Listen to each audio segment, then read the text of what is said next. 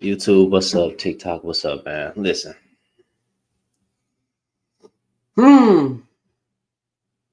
Interesting, very interesting. Lately I've really been trying to not go to the extreme, man. I really am trying to hold on to my integrity. Like I really am trying to keep my mouth uh respectful and not go off, but it's so many self-hating black men out here that I'm about right here, bro. Because like really I've been asleep. I've been quiet. I've been tired, and I'm tired to the point where my mouth is getting very it's like right there because this old fake Sambo black man named King Demetrius, right?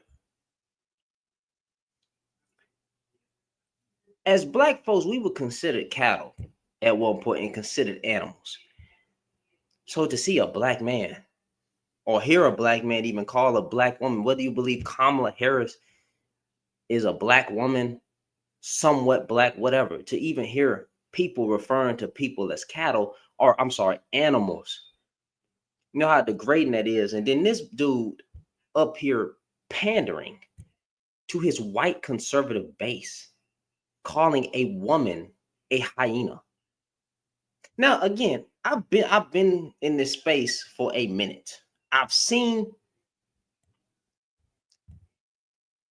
bruh, I already got a violation on TikTok. Let me go back. Let me restart. I don't this what let's try again.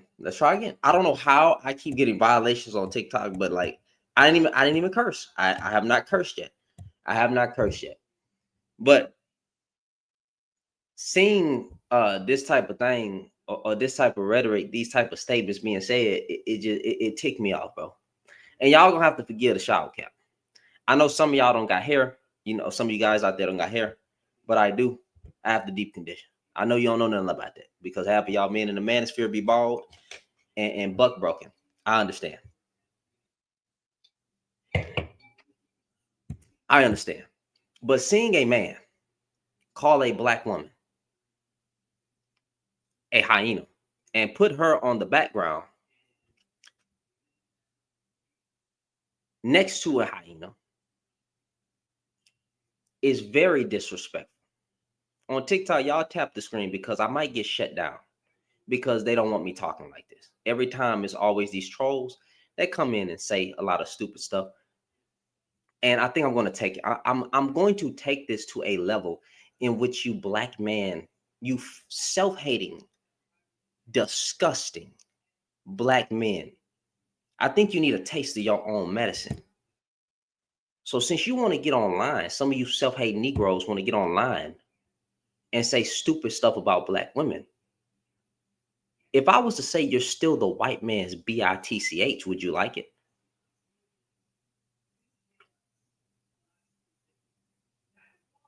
You probably wouldn't like that, huh? If I was to say you couldn't beat the white man in a war, you suck at protecting your children and your own group of women, you wouldn't like that, huh?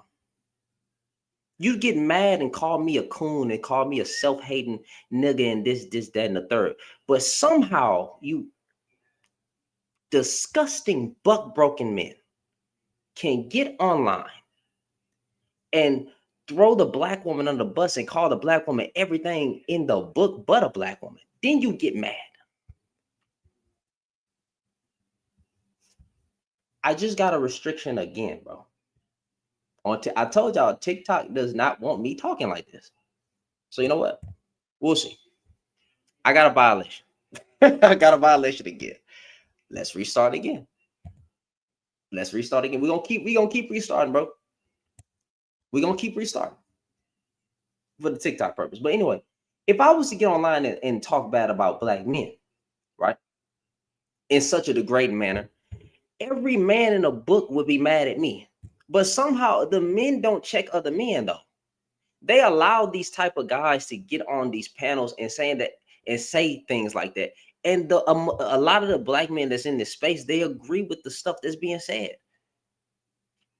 I don't understand how you as a black man can even call yourself an alpha male or call yourself a black man, letting black men talk, excuse me, letting black men degrade black women in any way possible.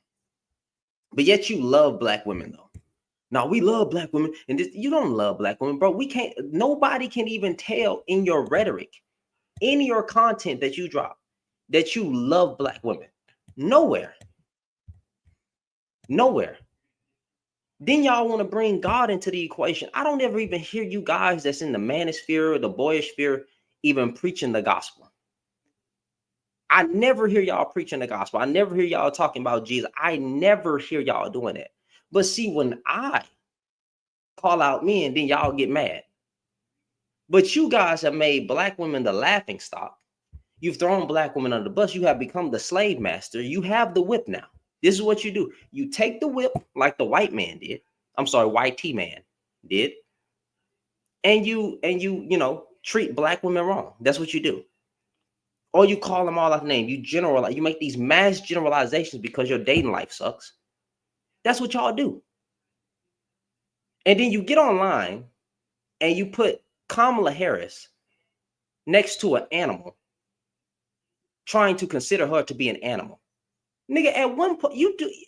YT men used to call black men monkeys. So if you know your history of how you were treated as a black person in America, why would you ever take another black person and consider them an animal when you used to be considered cattle? That's what these guys, bro, that's what these black men do on this TikTok stuff. On these YouTube panels, on these TikTok panels, they be like loudmouth hyenas. That's what they say. But then they love black. These niggas don't look. I'm sorry, God. I didn't mean to say it. These men don't love black women, bro. These dudes love men because that's all that they advocate for. They love men. That brotherhood is strong. That brotherhood is real strong, bro. It is, bro. That brotherhood is strong, bro. It's tight. It's sealed. And honestly, women should divorce.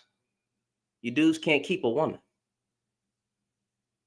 You're talking about women divorce more than men. Divorcing a man doesn't mean she don't value the marriage. Dummy. Y'all tap the screen and share the live.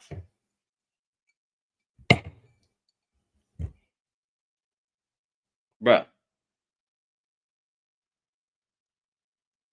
Your live is not a recommendation that restrict the search result as we have detected suspicious activity. Suspicious activity. They said I'm doing suspicious activity on TikTok, bro. I have not done anything. Y'all tap the screen, share the live. Y'all type F1 in the comments. Tap the screen, share the live, because I think we have some people coming in mass report me. I don't know what I did. I don't know why they hating. I don't know. Yes, it is. Miss Dreams. Yes, it is. So y'all tap the screen on TikTok, share the live. We're gonna talk about it. So again, I'm just making a point. I think too many men on TikTok, on these YouTube panels, on social media, do not watch their mouth, and they want to censor everybody. They want to call out black women and say this, that, and the third. Yet, if I flip the script and I talk about just how trash of a race black men are, then you're gonna be mad. I'm sick and tired of all this nonsense that I'm seeing on a daily basis. We're having stupid discussions about who sacrifices more in relationship because you got dudes trying to spin it as if they do. Nigga, you don't compete, bro. What are we talking about?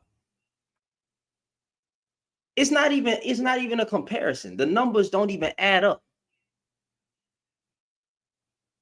Every day, you got a self-hating Negro saying something dumb online. And when you check them, they get mad, and then their brotherhood comes and defend them. But yet men supposed to hold men accountable. Men don't want to be held accountable. When a woman call you out, you mad. When a man call you out, you mad. Then you get online and keep doing the exact same things. Like nobody's supposed to say nothing. We supposed to just keep letting you talk. We're supposed to keep letting you say dumb stuff. This guy calls himself King Demetrius and doesn't have a kingdom. I don't understand how many dudes are going to call themselves kings and get nigga. You're paying rent. You're paying rent. You're paying a mortgage. What are we talking about? And then what kind of king, a black man, puts a black woman next to a hyena and calls her a hyena? Is that what kings do, fam? Is that what black men have become? Is that the new move? Is that really what we're doing? Hold on, y'all. I got a second violation. They're gonna try to take me out. We might not be able to use TikTok today. I might just have to get up here and say what I gotta say and then dip. Whatchamacallit? The sad case. But now the second part, as far as men not valuing marriage, men don't value marriage. Bro, you ask the average man to describe a wife, he's going to describe chores. He's looking at marriage as something that that he benefits from a woman. But he's not looking at the marriage as something to go in with a servant attitude. Cam Newton is a lot of people have a Cam Newton mindset. Bro, they act like monogamy is so hard. Monogamy not hard. Why is it so hard for y'all to stay loyal to one woman? Like it's just they make it seem like it's the hardest thing ever. It's not. What you're telling me is you don't have any discipline. But yet you love women though. No, you don't love women. You love what's in between their legs because you're a 304. You're a whore. That's what it comes down to. You're a male whore. Women in your eyes are just something to exploit, use for pleasure. But she's not something to marry, care for, and cherish. But then y'all always want to throw this term of leader, provider, protector. A leader, provider, protector. If the average man the average man don't even know what he want to do in life, why are we talking about women need to submit to men? No. Because you're not even submitted to God, and then you're not even leading. Where are you leading at? You have no sense of direction, no sense of purpose. And that woman's supposed to come to broke bitterness and turmoil with you? No, bro, that ain't how they go. So, and then when you look at the divorce rates, people like to throw this term irreconcilable differences. No such thing. If you go look at the top reasons why people get divorced: finances, infidelity, and I forgot. Finances, infidelity, and it's one more. I forgot, but it's three top reasons: finances, infidelity. Infidelity, bro. If you're cheating, which is mostly on the men part, bro, she should leave. Finances, I don't believe a woman should leave. Oh, abuse, right? Finances, I don't think a woman should leave, right? Now, unless you just like, bro, if you ain't even trying, it's one thing to have a job, lose your job, and then like, you know what I'm saying? Like, that's not your fault. But y'all took a vow for better or for worse. You could thug it out. You can get a new job, whatever. But if you're a bum and you're not even you were working and then you just said, nah, I'm done. I don't want to work anymore. You're lazy. You're not trying to elevate. You're not trying. Like, bro, then guess what? What do you want? I mean, what do you expect? I'm not saying that's a good reason, but I mean, because she did take a vow to you. But like, bro, you can't expect a woman to want to be dragged to HE double hockey sticks financially, mentally, and physically. What do we like? Come on now. So then they try to throw out the divorce rates. The divorce rates have dropped, if I'm not mistaken. It's not 50. It's not exactly 50% anymore. But you say women file for divorce more. So look at the reasons why they file for divorce. And then you tell me, would you stay with somebody that's a loser? Not a loser, but like not trying to elevate, not trying to connect emotionally, physically. She's just supposed to be stuck there. You're not doing anything. And then these women getting beat up in their relationships. So no, men don't value marriage, because if they did, they will fight to not do those things inside their marriage. That's what men love to do, though. They look at the divorce rates. They look at the divorce rates. Say, it's the woman's fault. No, well, let's go look at why she got divorced. And usually when you look into why these women getting divorces, now you see that it was a whole bunch of nonsense going on. And what she's supposed to stay in that. So no, men don't value marriage. They don't even put their all in it. A lot of them. I'm not going to say majority, but a lot of them. And that's why you're divorced. 9 times out of 10, it's the man's fault. We can sit here and lie and act like it's equal on both sides. It's not. 9 times out of 10, that nigga did something. Whether it was a physical, financial, spiritual. No, I ain't gonna say spiritual. Physically, financially, emotionally. That nigga, that dude did something. I don't know what to tell you. Then you wonder why women having these discussions online talking about ain't no point in getting married, but these niggas still preaching submission. Don't nobody want to submit to dust. But don't nobody want to submit to a dusty fam. Don't nobody want to submit to brokenness, bitterness, and abuse. No woman wants to, nobody wants to do that. So to even be trying to preach that and then acting like these men out here are just such good men, when you know for a fact that majority of men are broke.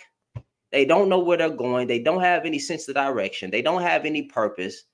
You're then telling women to get married. Get married to what? You can't even find.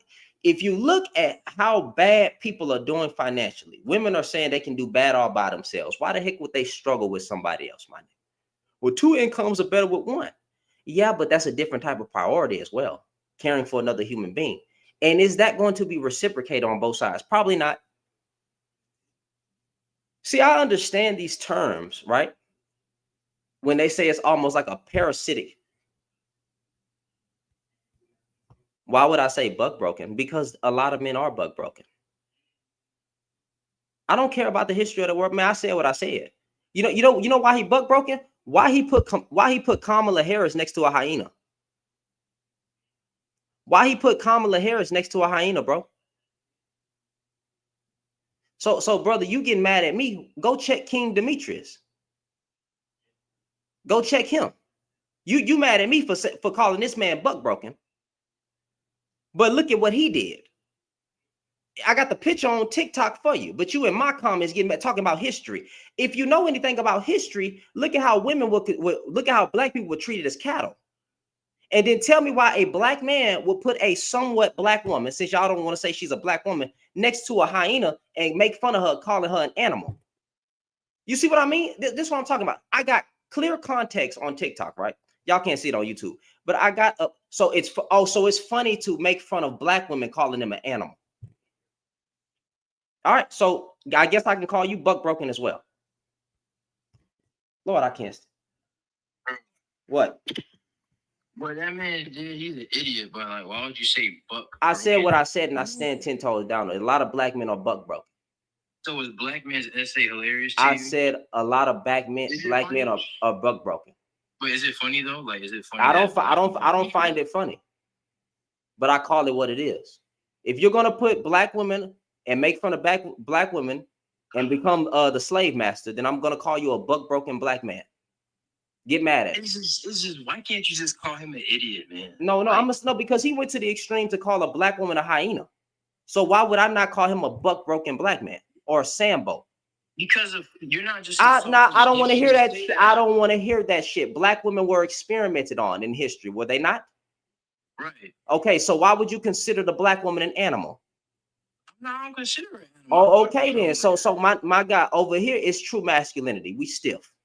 Don't get mad at me calling him a black man buck broken when he's acting like it. I'm not mad at you for holding him accountable. But you mad at I don't give a listen. Go preach that language shit to somebody else. Because you know what I see all day on YouTube, TikTok, and all this stuff, right? What I see is a whole bunch of black men disparaging black women, right? That's what I see. And I don't see a lot of men calling out other men, talking about we hold men accountable. No, the fuck we don't. You have dudes like this who get away. You have dudes like this who get away with stuff like this. But when I go to the extreme as well, calling him buck broken or a soft ass man or Okay, a say that soft ass man. what? But no, I'm gonna say, but why you mad at buck broken? Because that's so disgusting to say, bro. No, it's not disgusting. You know what's disgusting? Calling a black woman a hyena. Don't try to moral check me when black men ain't getting moral checked out here. They are getting moral checked. No, they not. There is a whole group of black men online, right? Mm-hmm. So would you not call Brandon? No, I ain't gonna say that. I ain't gonna say that. There's a whole group of black men online. Star, you can get it. Star, hey, Star, take your page off private. What does a bonnet have to do anything, nigga? I have hair. What the hell, nigga? I deep condition my hair, and I have a wife that does my hair. The hell are you talking about, nigga? My stuff is deep conditioned. I know you don't have hair. I know some of you niggas don't even have balls, and you might be buck broken as well. So anyway, Tut, what are you mad at? It's just the term. Like you holding him accountable is great because I hold black men accountable, but like it's just I know the history of that word. And I know that our group of women were experimented on and graped by the white man. That's what black men experience, and that's why it's buck breaking. So that's disgusting. Well, nigga, stop acting like it. Stop acting like it. Don't disrespect black women online, comparing them to animals, and then I won't say you got fucked in the ass. Is it funny to you though? Am I laughing? Am I laughing? But it seems to me like you're making fun. He's calling a black woman a hyena. So why not just make fun of him? He's calling this. Actually, this is a shower cap. It's not even a bonnet. That nigga said a bonnet. It's a shower cap, meaning I'm deep conditioning my. That guy's an idiot. So thank you, Deshaun. Anyway, so now, go ahead. I'm sorry. Go ahead. It's like when you say that, you're making fun of the black men who were essayed during slavery. Oh, well, making fun of him. I'm making fun of him. I called him a buck broken black man. That's what I did. I'm making fun of him. I mean, I don't got a problem with you holding him accountable. It's just. But you mad at the language? No, it's just. You mad at the hit? You mad at the? Well, if you was to say some shit like, "Oh, he's a bitch ass nigga," fuck him. Nobody would care, but black men get online every day, all throughout panels, calling black women everything but a woman, calling them the devil, calling them the enemy. Literally, Satan is the enemy. When you say the enemy, you got Anton Daniels that call black women the enemy. Okay, saying that they are the enemy. I thought the enemy was Satan, but they call black women the enemy, and you have a whole bunch of black men agreeing with it. But I can't say that these niggas are Sambos and buck broken men. Y'all will defend that goddamn brotherhood when a man is calling a man something degrading. But when the man is doing it to a woman, it's okay. He compared a black woman to a. Okay. I don't. You want to go over there and tell him that? Because, bro, I don't know. I got. What's his thing? What? Like the thing that you're talking about. What is his name is King Demetrius. I don't know. I don't even understand why black men call themselves kings. Nigga, where's your kingdom? I mean, I have a small business, so that is not a fucking kingdom. I mean, it's building towards something. It's not a kingdom. What are we talking? It's not. I'm not saying what you're doing is a bad thing. I'm just saying it's not a kingdom, bro. But niggas love to say they kings. Kings. So how do you feel about white men who call themselves kings? Compared to the black man in America, they own more than you do. This is technically their shit, even though they stole it. They stole it. Are they not the king? Are they not the king of their land, America, that they conquered and stole? I'm saying, well, like what kingdom? Like the average white man. If they, I didn't say that, but the white man in America holds majority of power. So technically, the USA would be their kingdom, right? The black man in America, nigga, you would be more of a peasant. Isn't this crazy word? Well, that's what I'm just doing some comparisons, bro. I'm just saying how it is. I'm just saying how it is.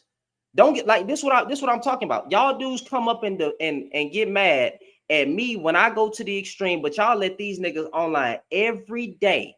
To be fair, I didn't see him say that. But now that I see him, I will say something to him for sure. All right, cool. Then go over there. But again, I call him a buck broken man. Don't be buck broken. But did you at least check those sources I gave you from last time? I'm still looking at some of them. What that? Yeah. Yeah. Because I just hope like it kind of changed a little bit of your outlook. What's my outlook on the topic from yesterday, fam? I mean, from 2 days ago. That the black man is third when it comes to certain things. Third. So the Asians first, the white man second, the black man third. And there's other races beneath them. Yeah, like natives, and you said Hispanics. Okay, so yeah, cool. Alaskan natives. Cool. Yeah. I just want that to be, noted and recognized. That's fine. That's it. Yeah, appreciate the sources. Appreciate the info. So compared to the white man, you're still behind. And will forever be. Not me. I make more than the average guy. Me personally. As a collective group, nigga, as a collective group. I'm sorry, because I did say you, so that's my fault. As a collective group in America. Right. All right. Cool. All right. All right. So you're mad at buck broken. That's if you call a black woman a fucking animal, then I'm gonna call you a buck broken black man. I'm gonna call you a white supremacist. That's what I'm gonna do. I'm calling white supremacists. Like, it's just butt broken. It's just crazy. Well, calling a black woman a hyena. Okay, so we're black. I got a question. I got a question. Is it more crazy that black folks were considered cattle? For a black man to consider a freaking black woman cattle? What's more crazy, fam? What's more crazy? What do you mean was more crazy? What's more crazy? At first, black folks, black man and black women were considered cattle in this country. Were they not? They were animals. They were animals. So again, a black man taking Kamala and putting her next to a hyena, calling her a hyena, a loudmouth hyena, like a lot of these black men do. Hold up. A lot? Come on, bro. 78% of us voted for this one. I said a lot. Did I say a lot of black men? A lot. I didn't say a collective. Whoa, I didn't say the majority. I said a lot. A lot can be 1,000. A lot can be 2,000. But what I'm referring to is the social media space. What does voting for Kamala have to do with with black men saying that they don't vote for, that they don't call black women hyenas? You can literally look up rhetoric from a whole bunch of black men that's on TikTok calling black women hyenas, loudmouth hyenas of the animal kingdom. I've literally had conversations with Crips where they were calling black women Crips. Come on, bro. I literally had a conversation with a straight. It doesn't matter, nigga. That Crip that I was talking to was actually educated, bro. He had a lot of knowledge. He was just born in the streets. It just is what it is. Well, yeah, like a degree or some shit or what? You're very knowledgeable on Black history. You don't have to have a degree to be knowledgeable. I'm just saying he was very educated on who built certain inventions that we built, certain rhetoric that was going on. He was educated in that field. But I'm just saying, take out Crips, right? Maybe I don't have to go there. You can go to it was some educated black men that I've had conversations with that used to even call black women hyenas. Nigga, you can find this type of talking on YouTube. You can find this type of talking on TikTok. You can find this type of talking on goddamn Instagram as well. And it's a lot of black men that say this. I didn't say majority black men. I would never do that. That's disingenuous. So when I say a lot, I mean it's a lot of black men that believe the black woman is a loudmouth hyena. Now, what I think is funny, actually not funny, but what I think is crazy is that you getting mad at me calling this man buck broken, but you can say anything else though. Like you could call him. Why I can say anything else? Well, it's because like buck broken is an insult to all black men. Whoa. Considering any black person an animal, comparing them to animal is an insult to all black people, because at one point you were. And matter of fact, in these sundown towns, you're still considered a monkey. And they will hang your black ass. Those towns still exist. And black women were great too. What are we talking? Black women were great too and used as breeding machines by black men and white men. So what are we talking about? Whether the white man forced the black man on top of the black woman doesn't matter. So let's not sit here and we act like black women weren't great from the rear end. Bro, we know. All right, then. So why you get mad at me for using? Don't try to censor me. Go talk to them self-hating black. Go talk to them buck-broken black men that get online and say stupid shit like this. Maybe they should watch their mouth, and then I would watch mine. I've been keeping my mouth quiet.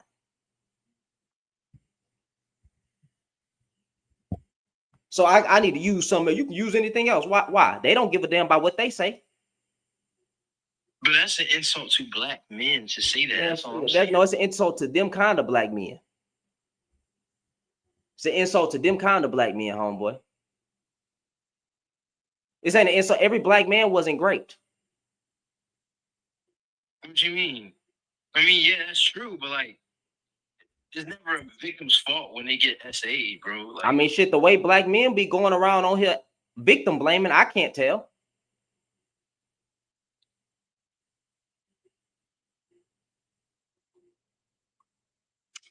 What do you mean? Like me? You know, the silence was real. The way a lot of men be quick to defend. Hold on, verify these. Did you not hear what she said? The disgusting comment that she made. Who? Well, I was just talking about how it's just crazy to make fun of, SA, right? And she was like, "Oh, were you SA?" Trying to make it as like a ha ha, like. Listen, I just find it funny that you getting mad at this term, but you're not mad at nothing else, fam. It's because that's what we're talking about right now. We talking about the book broken. You think I shouldn't use that term, bro? I mean, you do whatever you want, bro. I can't really. That's fine. Well, I appreciate it. Well, hey. Black men, some black men, not majority, but the ones who get online and do this, hey, put down the whip. You're not the white man. No reason to do that. No, if you want to talk, see, my thing is, people get mad at me when I go to the extreme. If you want to talk about politics, talk about politics. Have those discussions. But when you put a somewhat black woman, because I know some of y'all don't believe she's black because of whatever, or a black woman. Okay, yeah. So when y'all do stuff like that. Right, not y'all, not you, Tut, not you. But when they do stuff like that, right? Maybe they should watch themselves, and then men like me wouldn't say nothing. Watch your mouth. Don't ask me to watch my mouth, but then you get up here and say something stupid. Yeah, and then you got him pandering to his conservative white base. Doing it. I don't even care about him, bro. It's just like it's not just about him, bro. I know, but I don't give a fuck. I feel like y'all think I give a fuck about black men who uses rhetoric towards black women. I don't give a fuck about him. It's just I do because a lot of people are starting to gravitate towards that type of mindset. Wait, you care about this man? Yeah, no, I care about the rhetoric that's being used. Yes, I care about the rhetoric that's being used towards our group of women. Nigga, if you're black, I don't care about that man. Like, I don't care about his. But it doesn't matter. It's the rhetoric in which he's using, and a lot of men are using that type of rhetoric. Just because you disagree with the rhetoric, you gotta care about the person using the rhetoric. But a lot of black men follow this rhetoric. Why shouldn't I care about the rhetoric that's being said? No one says you can't. So I'm addressing him using the rhetoric. Right. I shouldn't care about him though. Forget him, but the rhetoric in which he used, I would have left him alone. When I say care, I mean like if something was to happen to him, I wouldn't give a fuck. Like, that's not what. No. See, no. The problem is in these social media spaces, brother. We have too many black men saying some dumb stuff about the women that die in hospital beds, bringing their broke asses on this earth. That's the problem. Okay, that's the problem. I can't. And one thing I can't stand is when men are addressing men. Men want to bring women. Well, what about the women? There are women that be holding women accountable. Nah. So women don't hold women accountable. Nah. So you're gonna say something. So you're gonna say something stupid. I'm out to disprove. So you're telling me they do. You know they do, but it's just like. Thank you. Thank you. Let the women handle it. Let the women handle the women. Let the men handle the men. And then when that happens, we come together and figure it out. You don't need to be talking to women right now. Men need to be talking to men. And when we have men like this who openly say some stupid stuff out their mouth, he need to be checked. So you may be mad at the language that I'm using, but go address him. Go address them. Nobody's mad about him being checked though. I feel like you misunderstand. But you mad about the language that I'm using. I can choose when you okay. So I maybe you don't know how this works. I'm not one of I'm not one of them niggas. I'm gonna say it how it is. Straight up. You go to the extreme and say something stupid about the women who give birth to you, then I'm gonna go extreme to say something stupid about us. That's me. I try not to. I really do. But when I see it, I'm gonna say something stupid about us. I'm gonna make you hate me. Because I'd rather be an enemy of my own group of men than to be an enemy of the black woman. And that's just how I rock.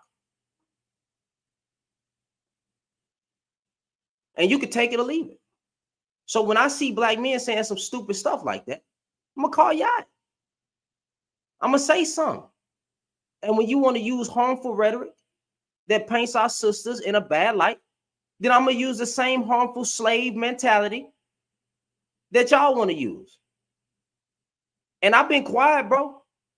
I mean, you could have said Stockholm syndrome. You could have said slave. You could have said no. I think this is justified because he went to the extreme that black women were considered cattle, and he called a black woman a hyena. So I think it's justified for me. Oh, okay, so since we're saying that, well, then let me go all the way back to that time frame, and let me say something stupid. Since you want to do that, don't consider black women animals. Have your conversations. Address the culture. Address the situation that's going on, the dating market, whatever. Address all of it, whatever. But when you go to the extreme, when you call black women you know what? I find this funny. Like I said, I'm gonna use another example. Anton Daniels has a big following. Anton Daniels said black women have done more harm to black men than any white man. Would you agree? No, I can never agree with. Oh, okay, but you know who agrees with that? Black men, I'm saying. Yeah, a lot of black men actually follow him and agree with that sentiment right there. So I addressed him. He called black women the enemy. And he actually said out his own mouth, get a whole new group of women and start the community over that way. Throw out the baby with the bathwater. That was words he said. That's fucked up. He said that. Yeah, shit. But you know who else is? It's a whole bunch of black men in these spaces saying stuff like that. But I can't go to the extreme when they go to the extreme. Y'all want me to be better. I gotta be better. I've been trying to be better. I've been trying to have balance. Fam, you don't even know why I went viral. See, I've been really, because I said black men can protect their own women during slavery.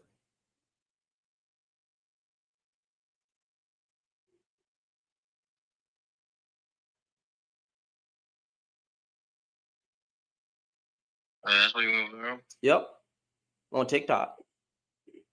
You know, it was a whole bunch of black men popping up on my feed. I didn't ask for it, calling black women hyenas, calling them the devils. You had a dude in a gold mask talking about he wants to go to war against black women and even tried to use my God, the Bible, to justify it. You got dudes out here. You got dudes out here wanting to unalive black women because they really feel like that they are a threat. But for you to say that is so like fucked up. I mean, man, nigga, fuck them. Fuck black men? Come on, bro. Fuck them niggas. Do you know what black men did? Like, you can't. Fuck them niggas.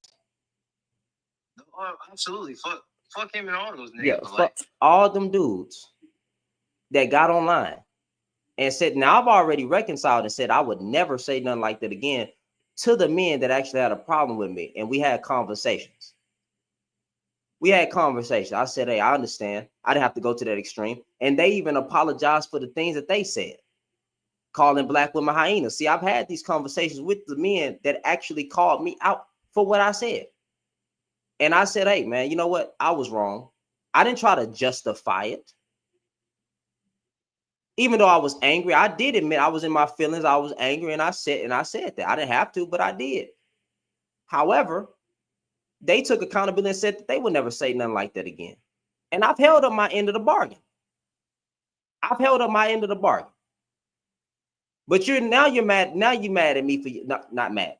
You don't like this term. Well, don't consider a black woman you can be mad at this rhetoric right here. Don't consider a black woman an animal.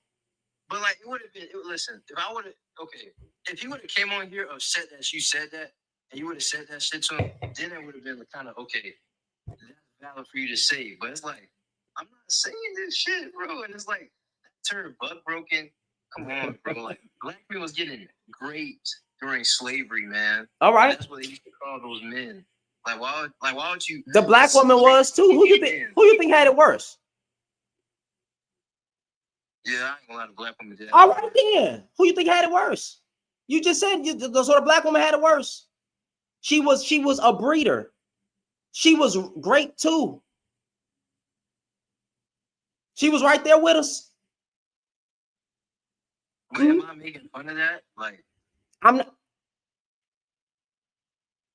I'm making fun of him. Like, I'm always gonna have empathy towards, essay, you know what I'm trying to say. I do too, but in some cases, I know that you are mentally buck broken. So buck broken don't just have to be physically, fam. Some guys are mentally buck broken to where they are a self-hating black man.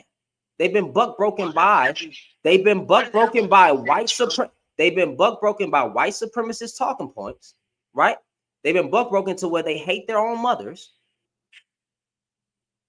Oh well. So I'm calling out what it is. These dudes are really literally Willie Lynch letters. They've been mentally mind fucked to hate the womb that they come out of. And I have a problem with that. You took it as a physical buck broken. I'm talking about mentally.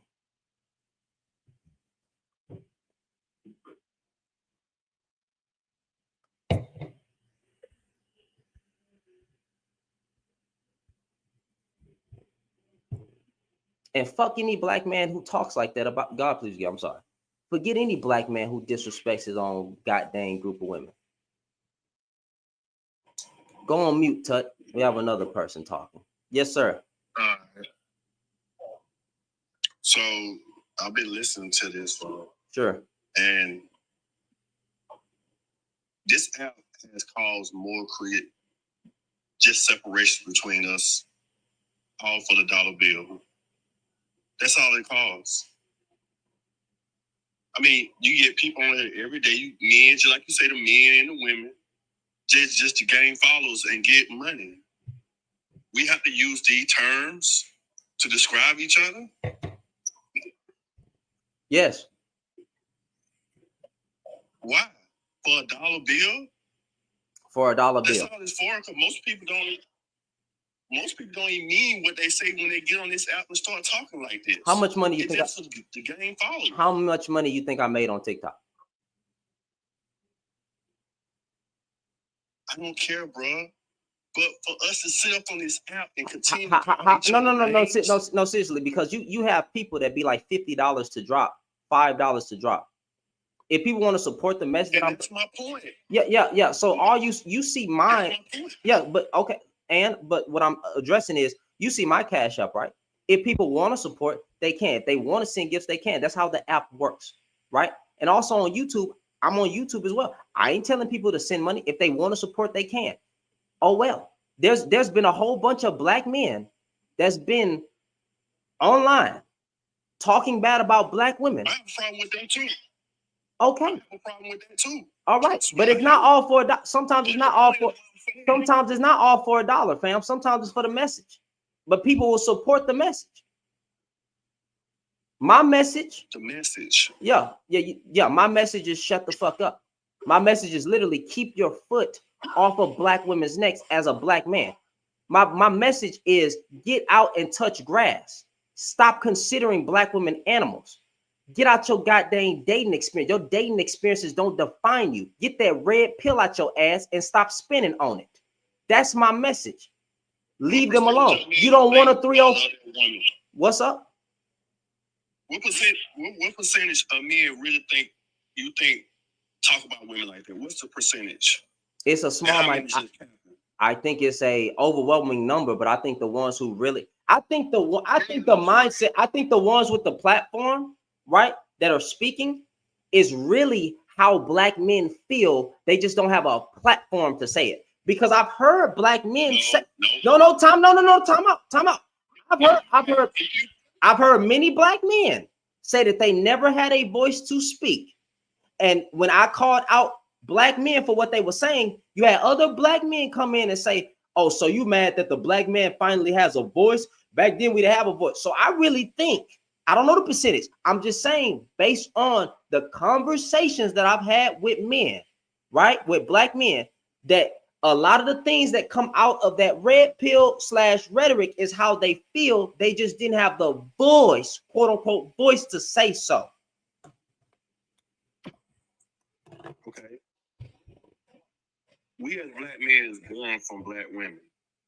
And if we hate the woman who gave birth to us that much, and we need a platform to speak it, why are you still on this earth? Point blank. What you mean? Why they still on the earth? Come on, man. Wait, time out.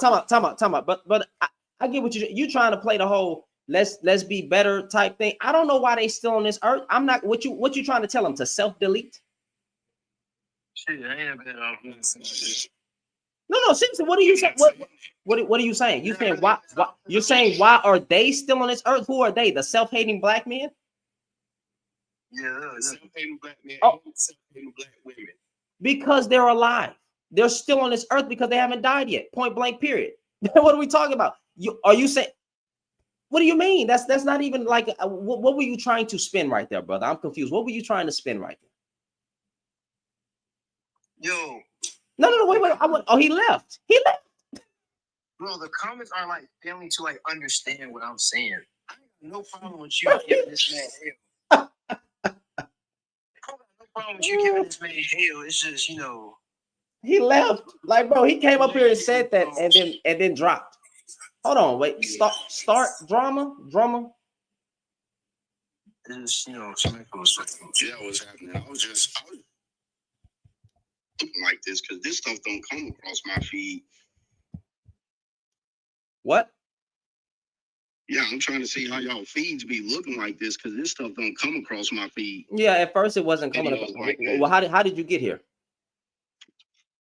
How did I get here? Yeah, how you got here? I was just scrolling through live, and then so eventually at one point in time you might have engaged, you might have seen this some type of live like this pop up. Yeah, you're right. I've seen live. I've seen maybe 2 or 3.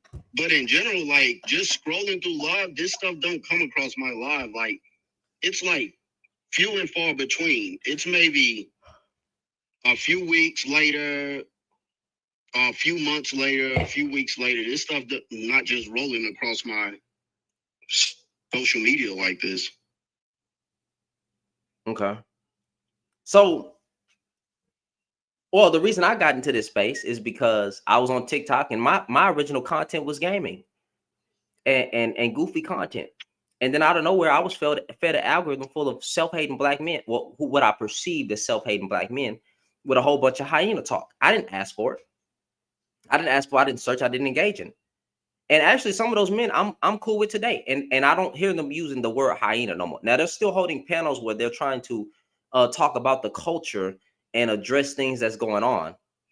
But they're not using that word no more because they were mad about what I said, and I said, hey, I take accountability to say that I will never use something like that again. And they said that they wouldn't do it again as well. So I made the connection with those guys, and I haven't went to the extreme like that.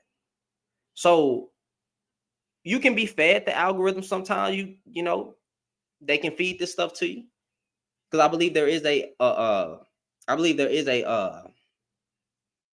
agenda at play a lot of times. But sometimes, bro, it's something you searched, but you're here. I think what happens is if you end up like clicking on those videos, or you hit like on them, or you leave a comment on them, then it just starts suggesting them just nonstop. You not see your comments? But What they saying? I'm not They paying. saying I'm that not it's paying funny. attention to the comments. I don't care about the comments. I don't play that comment stuff over here. I'm not here. I'm not going to censor them, because nobody's over there censoring other people.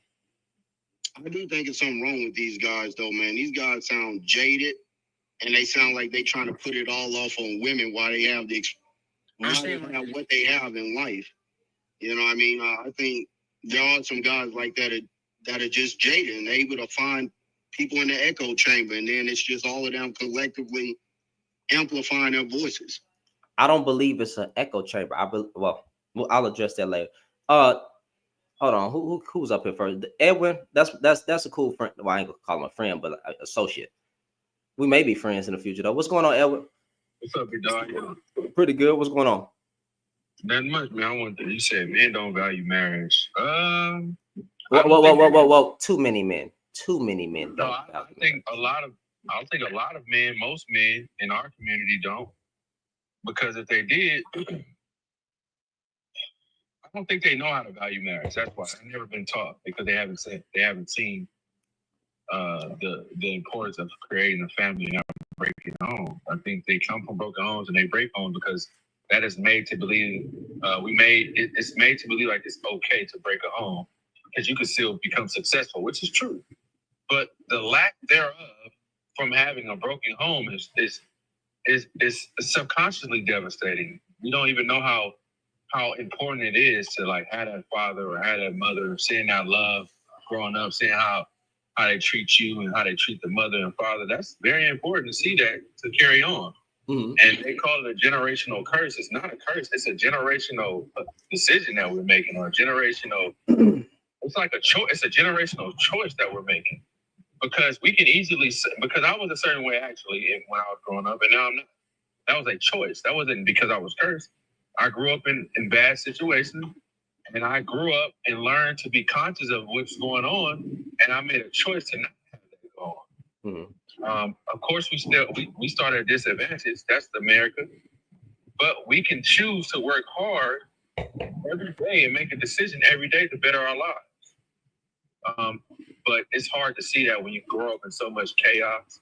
You don't know what's right and what's wrong. So I understand. So we don't value marriage for the most part based on how we were raised, but we haven't witnessed it, especially a healthy marriage.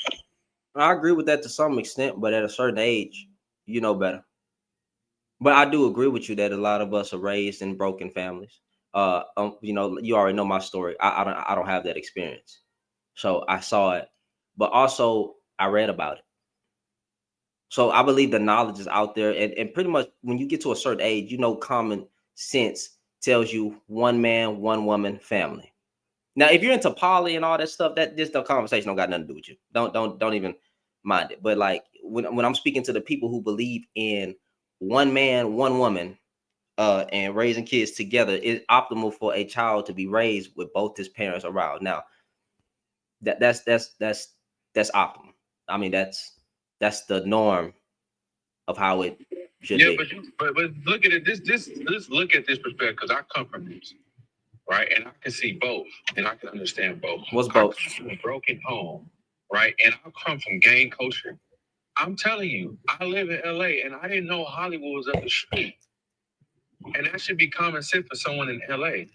So when people are conditioned certain ways, they think like, well, this is what it is. Just think about women who are SA as young children, and they become hypersexual because of that experience. They think that that's okay for that to be a thing, and it's not. It was something that happened to them, and it wasn't right, and they don't know it, until they get to the point of somebody either telling them or just getting to that point of maybe understanding this is not right. Let me make sure this isn't right. Let me validate how I feel about this not feeling right, because they probably are scared to say what happened to them or even embarrassed.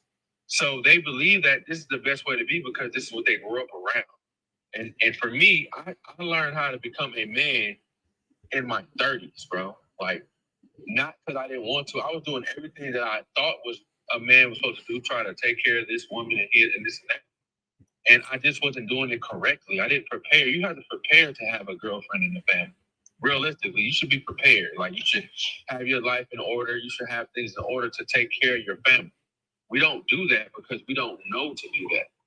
And we think it's cool because we see it every day in our community. We're not looking at books. A lot of us are not looking at these books.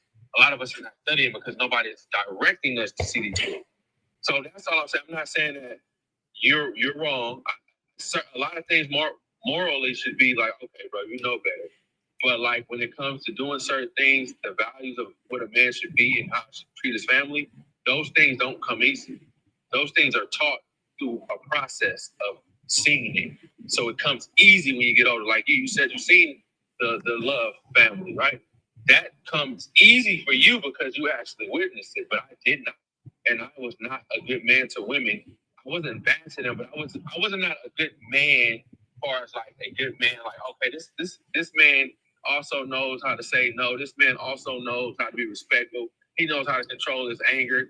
I didn't have that. I thought that was natural because that's all I saw my whole life, gang culture and all, and etc. So it just be open. I'm not telling you what to do or anything. Just kind of think about it or talk to more people. Say like, damn, I didn't see that way. That's how I do things and learn from other people. Like, damn, I didn't see it that way, but I can understand it, and it kind of makes sense to me. Okay. Well, Evan, hold on, stay up here. But bro, next, shoot me a DM so you could be first in line. I actually want to bring you on YouTube and have a discussion with you. And oh yeah, I got 43. You don't have to. You don't have to have 50. The way I'm gonna bring you up, I'll be able to link your YouTube in the description. If people want to subscribe to you, they can. But me and you can have a conversation. I can still bring you up through my StreamYard. You'll be able to. I'm telling everybody here, I got 43 now. I need 8 more to go live. And when you told me that, I went to go get. I got like 20 followers. I sent it out. So all I need is 8 more to even, 7 more, my bad, to go live. So I'm just promoting that. Edward Mendel's show. Go look it on YouTube so I can get on there and be live too. But yeah, I'm gonna definitely DM you. Yeah, hit me up after this. Right. But let me see what Pat, you got something to say, Pat? Hold on, wait. Before you say something, Pat, I'm sorry. I saw your comments where you're talking about some women when a black man is victim, people find it as a joke. But if you're gonna say that, like everything that the black man says when it comes to a joke being him can be applied to the same thing when a black woman. When a black woman is a victim, she always has to explain herself, figure out why. This always victim blaming.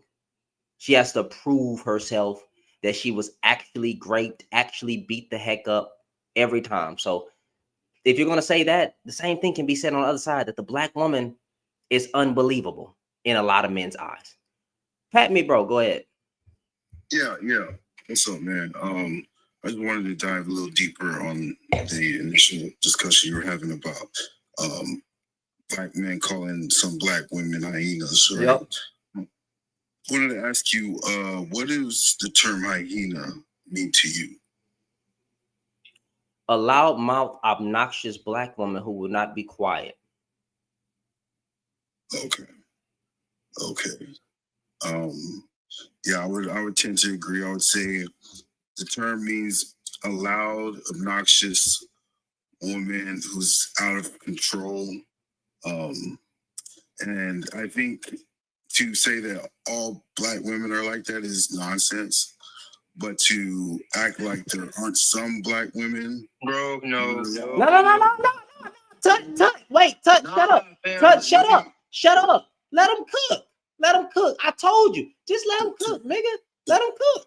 I don't gotta do much. That he's spewing though. No, I don't gotta do much. I just let these niggas expose themselves. Yo, go ahead and cook some more, bro. Stir up the pot.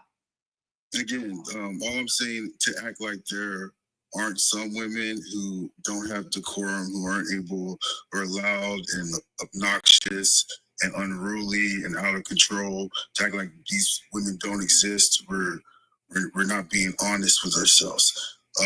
Yes, it's not appropriate to call someone an animal, but we also have to dive a little deeper into why some of these men have come up with this term, right?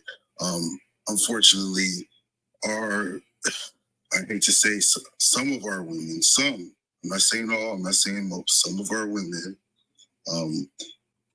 really do embarrass us out there in these streets. And just like some of our men embarrass us, I don't think there's a problem calling the bad apples out. Yeah, but calling them a hyena. No, stop unmuting your mic, brother.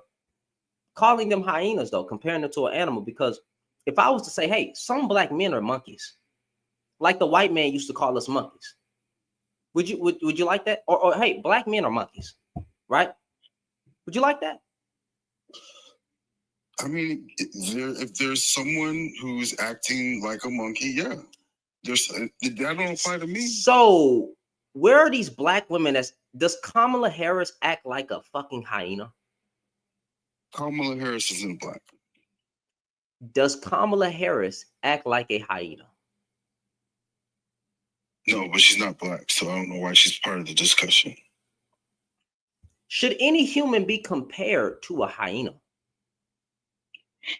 If you are unruly and act like a hyena, yes, you should absolutely be. All right. Should you? So okay. So black folks should be back in chains because you were once considered cattle, and you were unruly. You had no sense. You were the white man's bitch. So get your ass back in the cage and submit to the white man because you were unruly. You were uneducated. You are cattle. Again, so if you act like an animal, act on the were street, black folks acting like an animal? We lock you up in a cage. In slavery, jail, right? In slavery, right. Were black folks acting like an animal in America, or was that something that they just used to keep us in chains? That was the law of the land. So no, that has nothing to do with black people being changed. So I don't know why we're trying to compare it, but I'm saying if you what you mean the point is it should not, it is morally wrong to consider anyone to be an animal. Point blank, period. Why do we lock people in cages like animals? Well, check the 13th Amendment. Check the 13th Amendment. We do it because they act like animals. Yeah, but I would never say black. So you do know. So are you aware that black women were experimented on and used as breeding machines, right?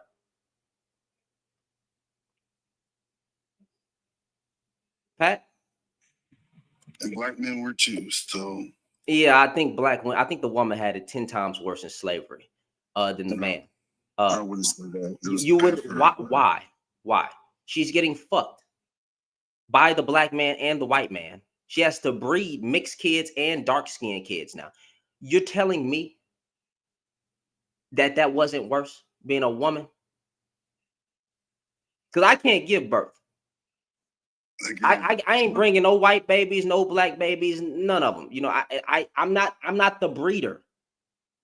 There's no, you know where the term motherfucker comes from? Yes. Yeah, I'm not into the victim Olympics. I think it's victim Olympics. We're victim slavery.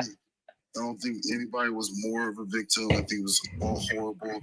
But bottom line is we lock people up in cages, right, in this country when they behave like animals, right? If you decide to unalive somebody in cold blood, you are considered an animal, and we put you in a cage so you can rot the rest of your life.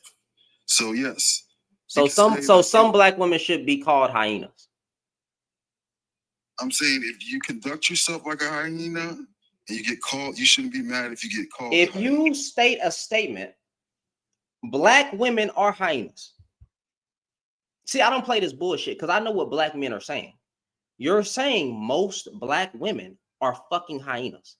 So I took out the word all, right? Because if it was so small, you wouldn't even talk about it. But because black men feel this way, they'll feel as if most black women are hyenas.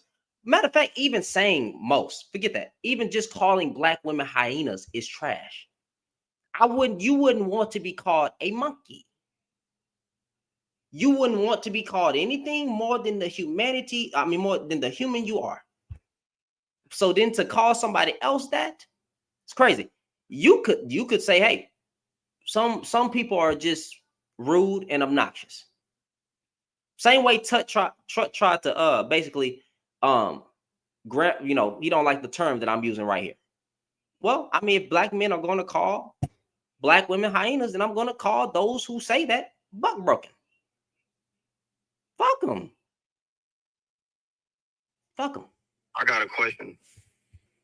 Hold on, real quick, because ascend it. Yeah. You want me to address the prompt or just continue with this discussion about? I mean, they're both part of the discussion. Yeah, I guess I'll start from the top then. It says most, men don't value marriage. Agree or disagree? I would agree because, for one, they get all the benefits of marriage before they actually put the ring on the finger. So that's why men don't value marriage, because, I mean, when you're getting all the benefits of it, I mean, where's the motivation now? So typically these men, once they get what they want from these women and they don't really have to commit themselves, they move on. So what about the divorce rates and the reasons why men get divorced? I mean, and the reasons why women are leaving men. Well, women get bored too as well. So no. What are the top three? What are the top three reasons why women get divorced?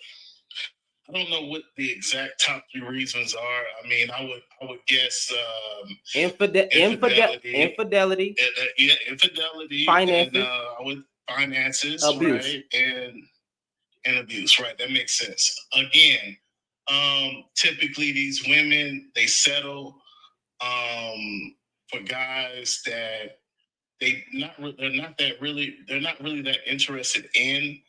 And again, according to what study? Well, you want to hear my opinion or not?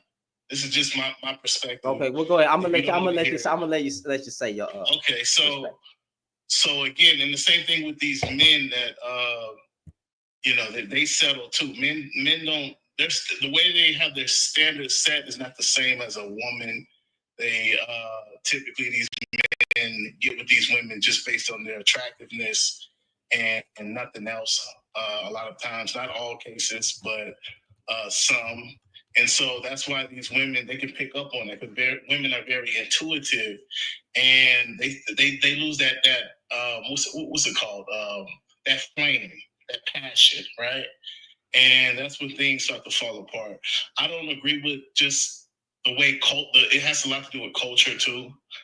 So culture is to blame as well. So we got infidelity, financial problems, communication issues, abuse, lack of intimacy. There's a whole bunch. There's a whole bunch of reasons why, but infidelity is a topic, and you do know that majority of the time that's on men who are cheating on their wives, right? Yeah, sure. So in the Bible, that's actually grounds for divorce. Now I don't know where you stand on, so we could take the Bible out of it. No woman should stay. And so when I say men don't value marriage, a lot of the times in these divorce rates, if that's the number one reason, women should leave because they don't value their partner. Well, again, I feel like I don't agree with how people are brainwashed when it comes to relationships and love, because again, I don't put love actually at the top of my list. It's actually last. It's third. It's not even second place. That's crazy. I value peace. Peace is number one. Respect is number two, and love is last. And I'm gonna tell you why.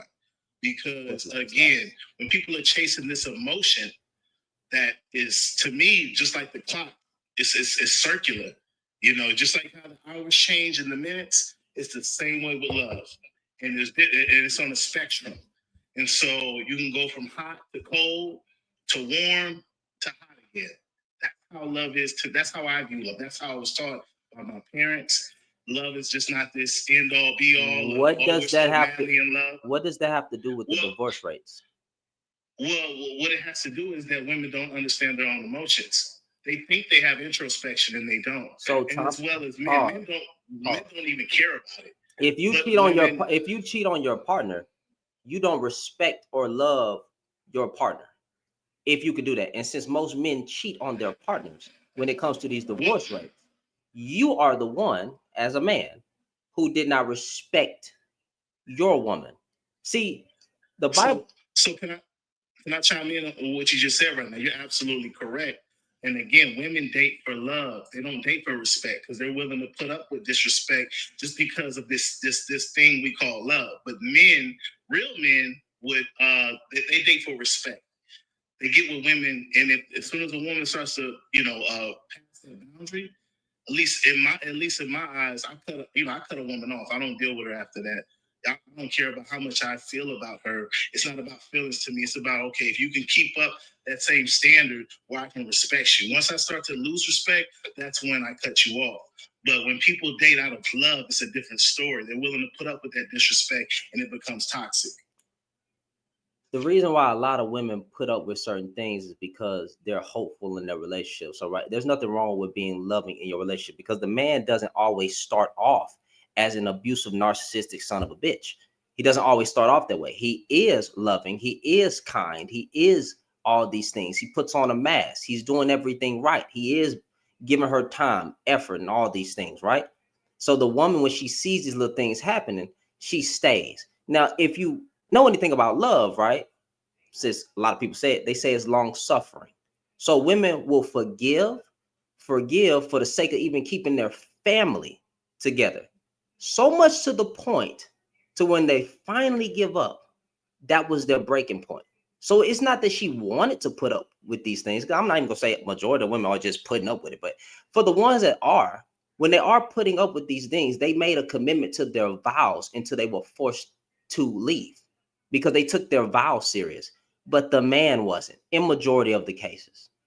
So to say it's not because of love, yeah, they made especially if you're under God, they made a commitment to God. They don't want to be divorced. And they took their vows serious. But the man is doing any and everything that he wants to do. He's not doing what he's supposed to do, which is being a servant and dying to himself to serve his wife in all ways, whether that's mentally, physically, and financially. You don't get the luxury of cheating. You don't get the luxury of you don't get to abuse no, but that's not even a luxury. You don't get to put your hands on a woman. You're not supposed to do that. If you love her, if you respect her, keep your hands off of her. If you love her and respect, go ahead. I wasn't done, but go ahead. Man, you go ahead. I just wanted to let you know. Go ahead, brother. Because you've been trying to get that from me. Yeah, man. I think that's actually a very selfish thing to do, where you say, I don't believe love has to be in a relationship. Because truth be told, he didn't say that. He said it's last. To be fair, he didn't say that. He just said it's last on his list. Well, I think you got to balance it all, because the thing to it, if you love somebody, you have empathy for them.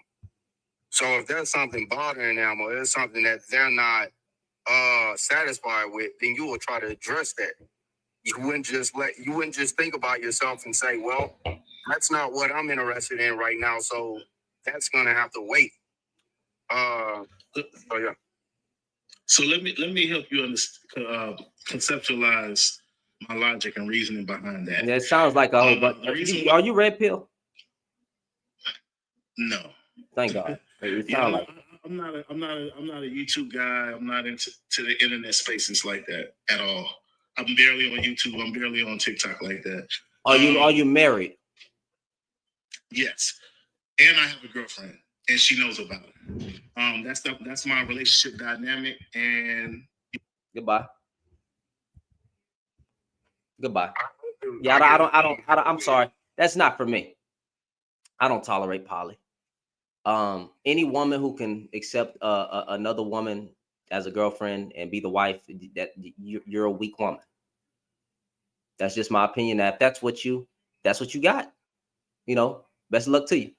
But you have a good one. I'm sorry. Can't do it. I got a question. Do you think one of the things that I do notice that go on a lot, you know, amongst black people in the US is I notice like a lot of the black people I see on the internet, they talk without pulling any type of data or statistics with what they're saying. So for instance, I remember a while back seeing this back and forth, maybe about 3 months back, seeing this back and forth. And I remember a dude saying, what's going on? Oh, well, anyway, look, I remember this back and forth, and somebody said something about most black children grew up in single mother households.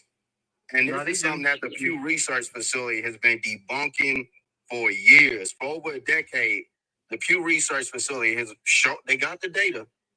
They've been showing 6.6 million white women are single mothers, 4.2 million black women are single mothers. And that only 4.2 million black women are 19% of black women. 36% of black mothers are single mothers. Most black children don't grow up in single mother households. Not only that, but 1 out of 4 black men is a stepfather, which is something also the Pew Research Facility has been reporting for over a decade, that 54% of black fathers are stepfathers. But I noticed that a lot of what is basically what people want to hear that becomes popular rather than what is actually facts. Like over the last 5 years. Last year, black businesses made $203 billion in revenue. Over the last 5 years, over $1 trillion in revenue. But we don't hear about any of this stuff. We only hear about the negative. Mm-hmm. I mean, Hold on, can I say something? I gotta look into all that data you just said, but hold on 1 second. 40%. Hold on, he was actually wrong about the children part, because 40% of black children grow with both the mother and the father.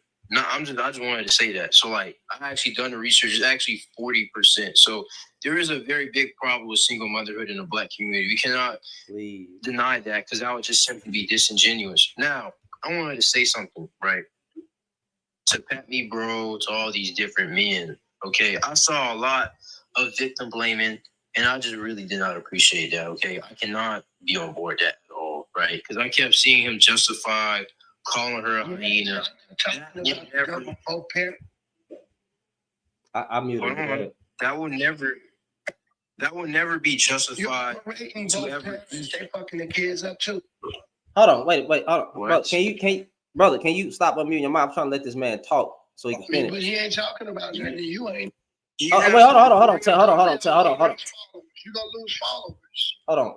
You got both parents is fucking up. Not just the singlehood parent. See, hold on, wait, Tom, hold on, Shemaine, because dude, hold on. No, don't keep muting. This is my life. No, it's not. You's a bitch ass nigga. You soft. Your mama's a bitch. Yeah, all right.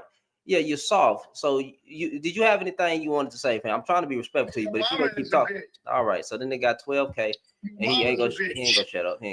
So go ahead. It's always the weak ass niggas. Now go ahead, bro. Listen, bro. That will never be justified to be like, oh well, if a woman is being loudmouthed, you know, it is valid to call her that. It is not, bro. It is not. I don't want to say that. Like, it don't matter what a woman say, what she says. Listen, can women be annoying? Yeah, but is it right to call them an animal and dehumanize them? Absolutely not. That would never be justifiable, bro. And I'm sick of this whole, well, women need to pick better men argument. Like, that shit is victim blaming, and that is not going to help us move forward as a people. So I feel like as black men, right, we need to start holding each other accountable when it comes to victim blaming people and like justifying misogyny and internalized racism, because that's what I was seeing a lot with this whole Kamala Harris shit. Even though the majority of black men did vote for Kamala Harris, 78% to be exact, there's still significant amount of black men who like feel like it's okay to disrespect his women, despite the fact that she was the better candidate, and she not only was she the better candidate, but she actually had policies that would have been beneficial towards black men. So I just think that shit needs to go, that's not bro. me. Saying she's a better candidate is just an opinion, brother. But in terms of no, she had no. No. We're not turning this into a Kamala versus Trump live. Like I said, I don't care who you vote. Yeah, but my thing is, I don't care. I don't care. But why y'all dehumanizing Kamala Harris? because she's not black. Yeah, that's what I'm trying to do. That's what I'm trying to dissect, because that's what they do. That's what they do. She's not a black woman. She cosplays as if she's a black woman. Pat, I got some for you. Hey, Pat, are you FBA? No, I'm African. All right, then you're not black, nigga. The fuck? Because there's a difference between black American and African American. Do you want to turn this into a diaspora war? My skin color is black. It don't fucking matter, nigga. No. We consider being black American different from being African American, because we know how Africans feel about blacks. So if you wanna go there, we can. Black is international. Black is no. There's a different. No. We're not gonna do that. We're not gonna do that. I'm a descendant of a slave. I'm a descendant of slaves. You're a descendant. I'm a descendant of Negroes. You're a descendant of West Africans. I'm a descendant of Negroes. I don't have any ties back to that land. The motherland. Hold on, wait. Time out. Don't get it twisted. The motherland was not a mother to me. That was a mother to you. West African DNA. The motherland. Hold on. Time out. The motherland was not a mother to me. The motherland was a mother to you. The motherland was a mother to you. The motherland was a mother to you. This is my home, not Africa. So if you want to go, have a good one, nigga. I don't play that shit.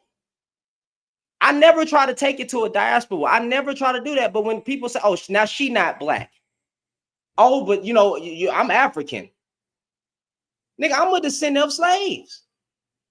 I don't know anything. I'm not in the motherland, nigga. I don't know no roots. I don't know where the fuck I came from. I got the white man's last name. What are we talking about?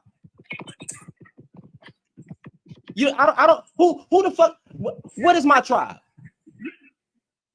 What tribe am I from? Can somebody tell me what tribe I'm from? Where am I at? Somebody tell me that. I got the white man's last name. I'm a descendant of slave, but kumbaya. Don't miss me with this nonsense. So when people start trying to get, but yet she not a black woman.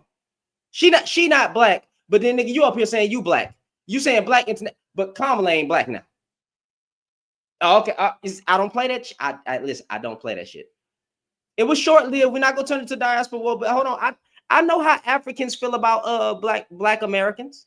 I know that they feel that we're beneath them. I listen to Akon and all these other niggas say what they gotta say. It's in their blood. They're better. We got the white man's DNA in us.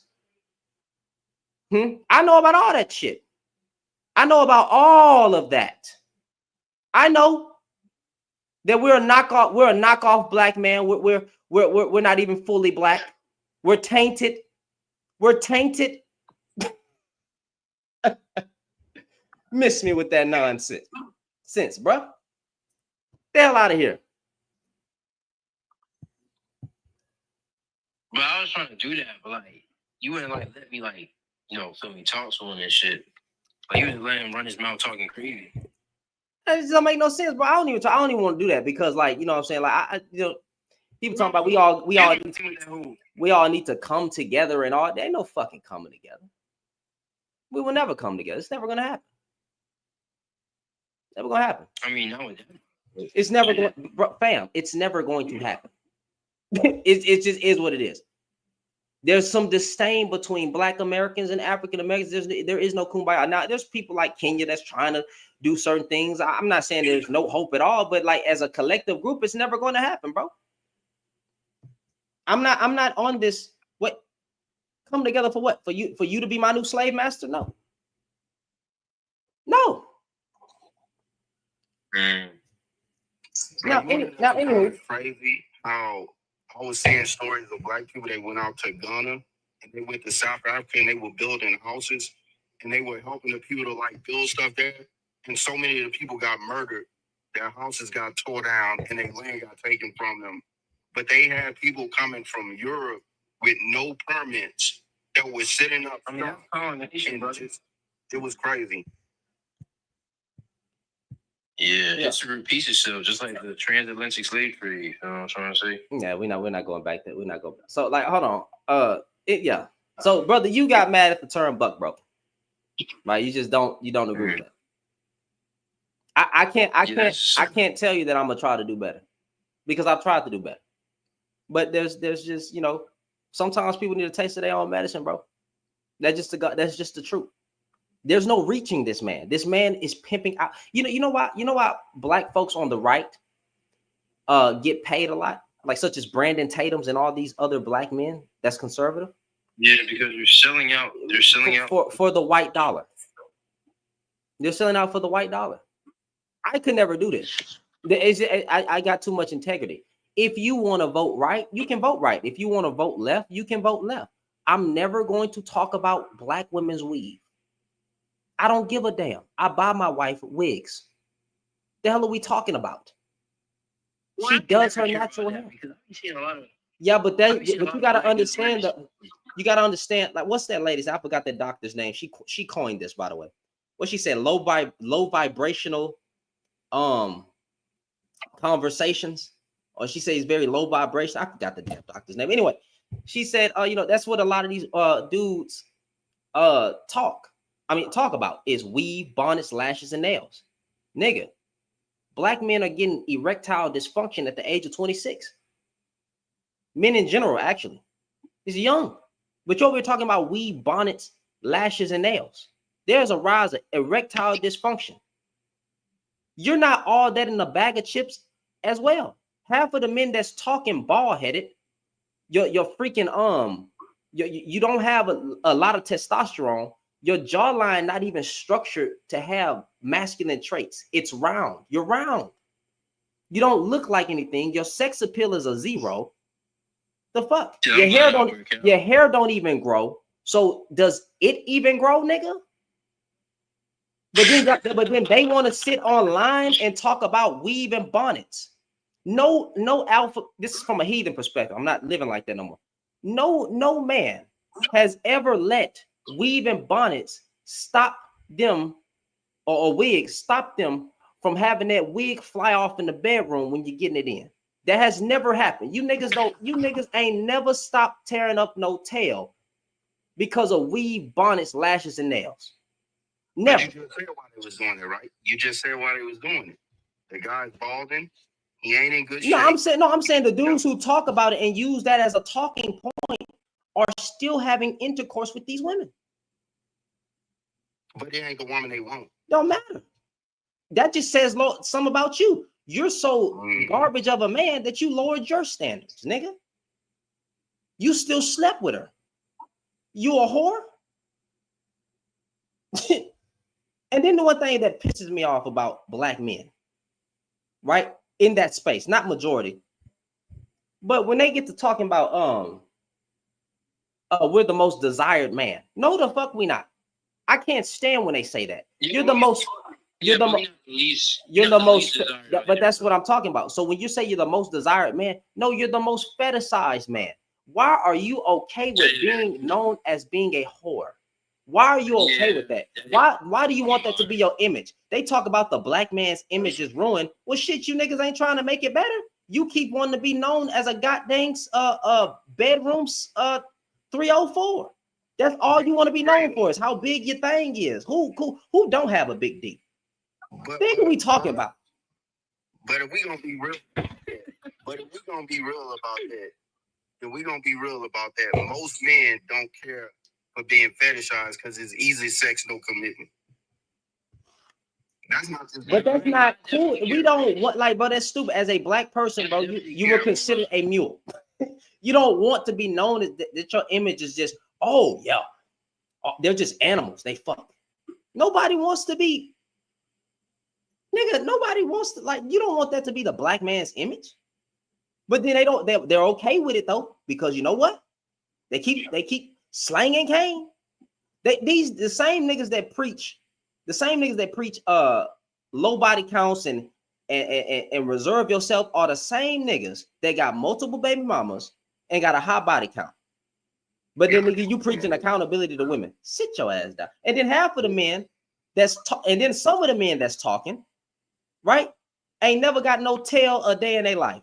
Nigga, I'll say it like this. You are very compatible with your wife.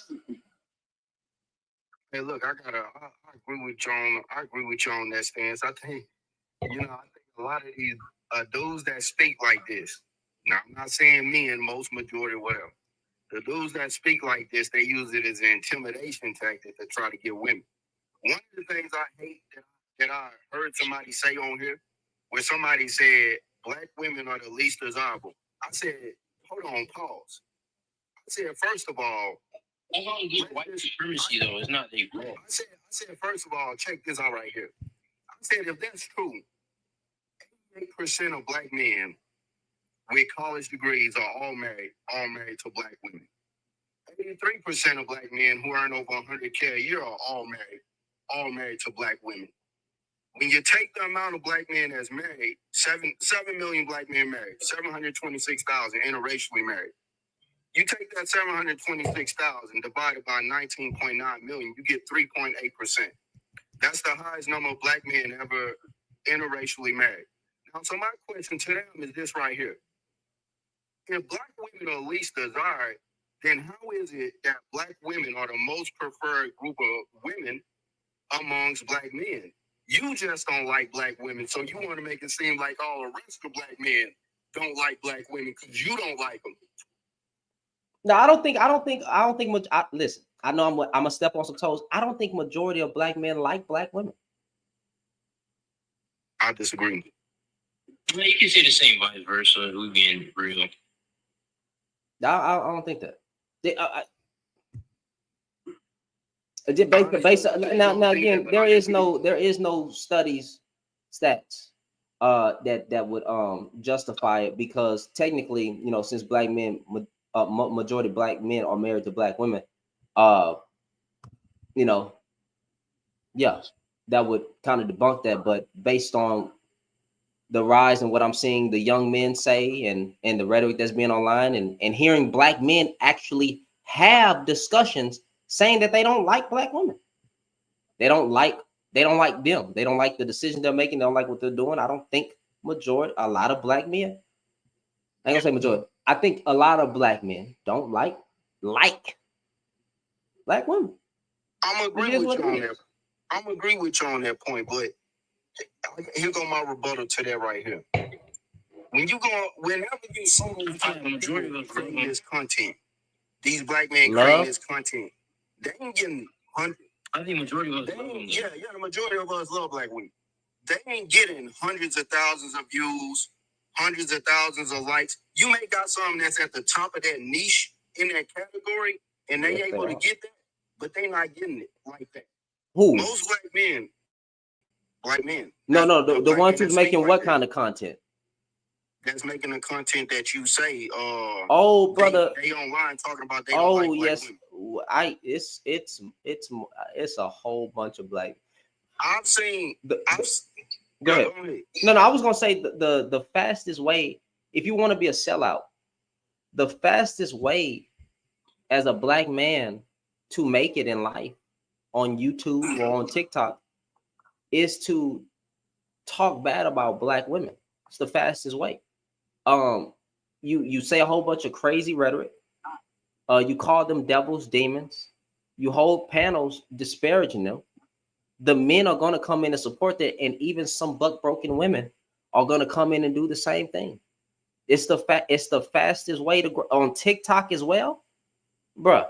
You can only name a handful of Tony Gaskins, of me's, of even a public offender. Only a handful. What's that other nigga name? Not nigga, but yeah. What's the other nigga name?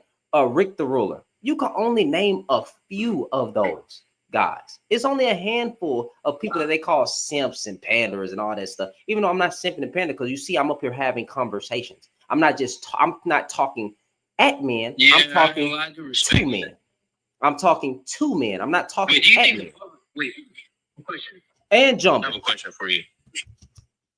Jumbo's more balanced. Do you think Do I think that what? do you think the public offender panders to women? No. No. Nah. No, I don't think he panders to women. I think he has discussions trying to break down misogyny and patriarchy, and because it's a man doing it, that women gravitate towards it more. I don't think he's pandering to women. Plus, he's married. Well, that has nothing to do with it. But I don't think he's doing that. Not. I don't think he's doing that because pandering means that I'm doing this for a gain, and none of us are here to gain anything, and public's not here to gain anything. Yeah, you may see people sending gifts, but I mean, people get gifts on TikTok Live. That's part of the platform. It just is. You got gifts sitting up here conversating with me when people want to Star got like it just is. People want to send super chats on YouTube. They will. When they support your platform, they will support you. Whether it may not be through a super chat, it may be like buying something from your website. It may you get paid on views as well. So when it comes to the public offender, no, he's not pandering to women. Public. I don't understand how you can pander to women but still have conversations majority talking to men. That doesn't make sense to me because no, not you. I know you was asking because it's people that's tried to call me Derrick Jackson, but Derrick Jackson didn't go on no panels. Derrick Jackson was online just trying to give away the game like Tony Gaskins, and the whole time cheating on his wife. Tony Gaskins is a man of God, so it's never gonna happen. I promise. Tony Gaskins got millions of dollars. He's the reason that Kevin Samuels and a Derrick Jackson even exist. He's the first one to start doing it, giving away the game for free and wanting nothing in return. So when it comes to public offender, no, I don't see how he's pandering, because if I wanted to pander, bro, I could just come up here and talk trash about men all day and not talk to men. I could just talk and get paid. But he's not doing that. If you really want to pander, do what Derrick Jackson. Yeah, I've been watching his videos, and they're very real. People take things out of context, I think, because I had a conversation with him, and he kind of gave me a whole different perspective, right? Because look, he was talking about matriarchies and patriarchies. Wait, hold on. Like, yeah. Hold on, we got one, y'all. Hold on, YouTube. We got Devin85 saying you a damn lie, bro. You about to get rich off these women. Respect. So women that's in my YouTube box, have I put up my Cash App on the screen? No, I have not. Have I sent any banner at the bottom? No, I didn't. If you want to support the platform, you can. But do you see me up here begging for your money? No, you don't. But look at what Devin said. I'm about to get rich off these women. That's crazy. Women, I'm up here. I'm cheating on my wife. Baby, come here.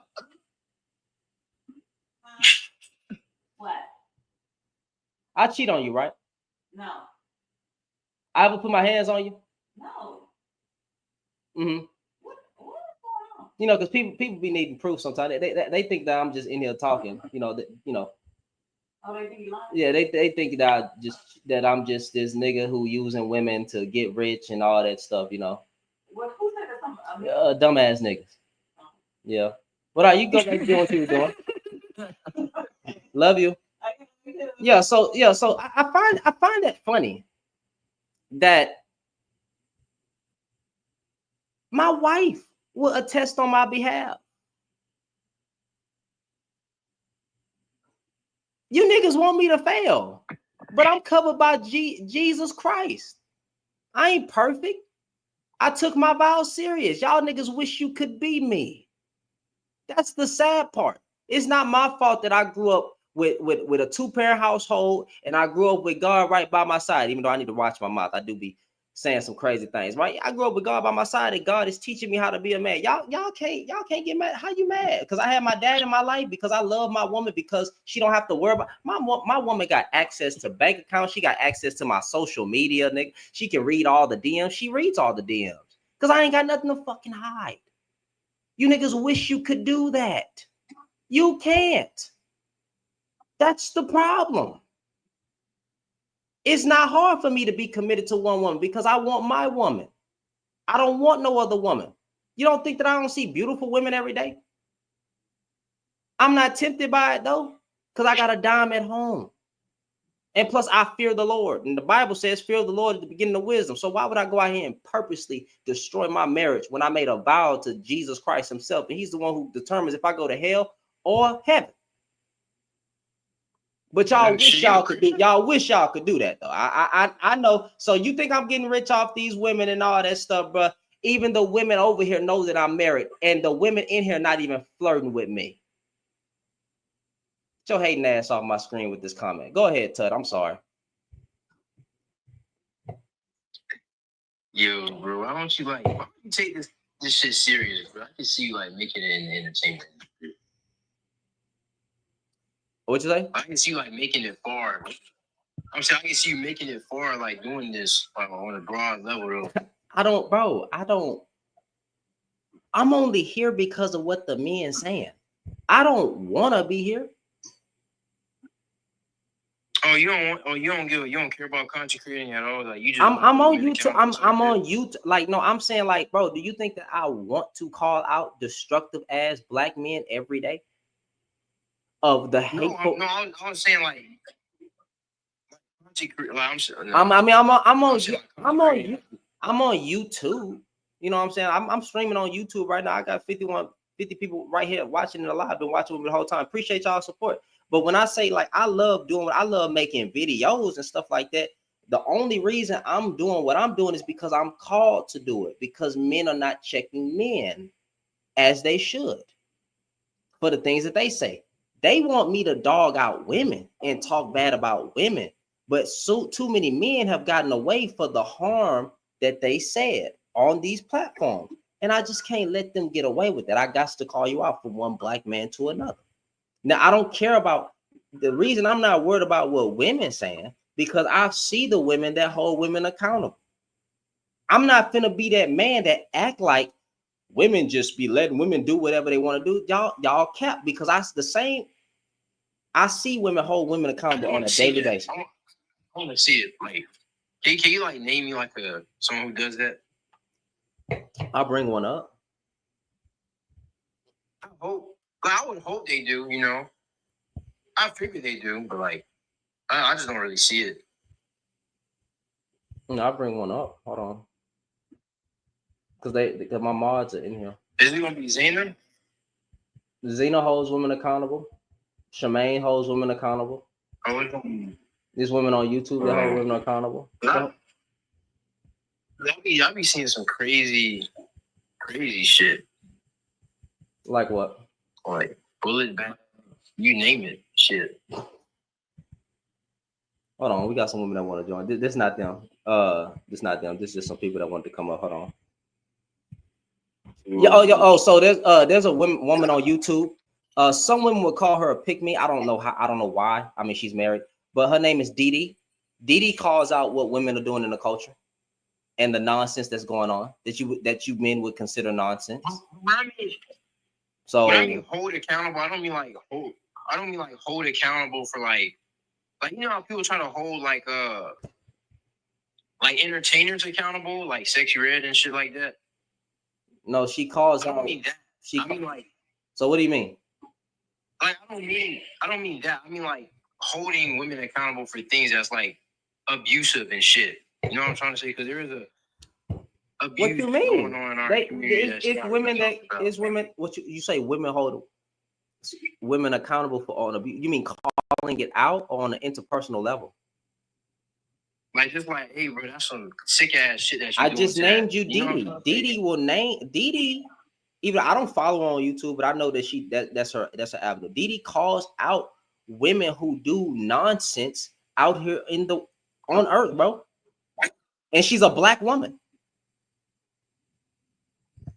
I'm glad. I would assume so. Yeah. Why can't I? Hold on, y'all. Hold on. I'll be right back. I don't know what the heck was going on with TikTok. You look at me, bitch. I opened up TikTok. There's a white woman cussing in the background.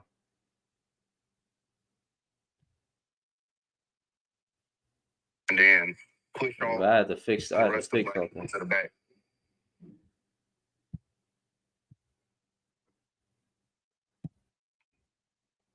I had to fix that because Shemaine, it wasn't letting me invite you up. So like I said, man, wait, can y'all hear me?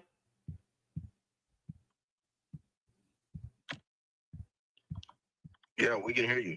All right, hold on, let me bring you up. Yeah, we can hear you. All right. Shemaine, it's not letting me bring you up. You got blocked. I mean, you got Did you get in timeout? Oh man, girl done got banned. God dang me. Banana. Oh, Bree Swagger, you got to jump in, baby. Hey, I'm here. Thank you for letting me up.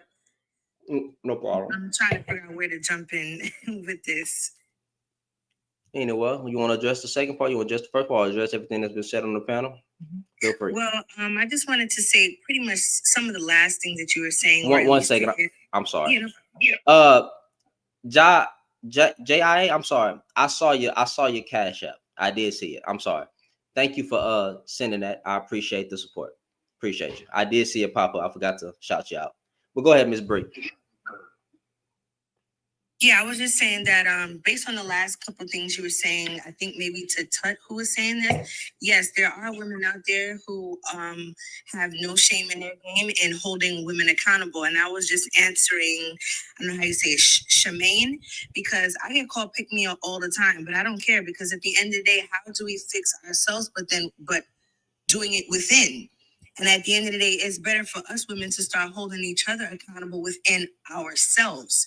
You know what I mean? I could comment on men and certain things that I would like to see better, so on and so forth, but that's also not always my place. But I can definitely start calling women out because I am one and I know certain things that we need to do better and stuff like that. So no, it's not sexy red and whatever these people are in the industry. This is like person to person things that we see that we could do better. There are women out there that actually does that. So I just want to make the mention of that. Yeah, I would hope. I'm glad. That does make me feel What, bad. do y'all even search for it though? That's what I be wondering. Like y'all say that women ain't doing this, but it's a whole wave of women that be calling out women. What's that girl name, man? She Cinderella, not Princella. I didn't say Princella, but it's some girl on here on TikTok. I'll be seeing it. I'm just a girl. People would call her a pick me, but she's having conversations with women talking about the crazy and nonsense things that women do. So you can't say it's not women holding women accountable, or at least attempting to hold women accountable. That's what's going on. Okay, I'll say she's attempting to. That's what I'll say. She's a what? Okay, so wait. Technically, no. You know what? I'm gonna just say like technically, accountability does not exist online. Nobody's holding anyone accountable.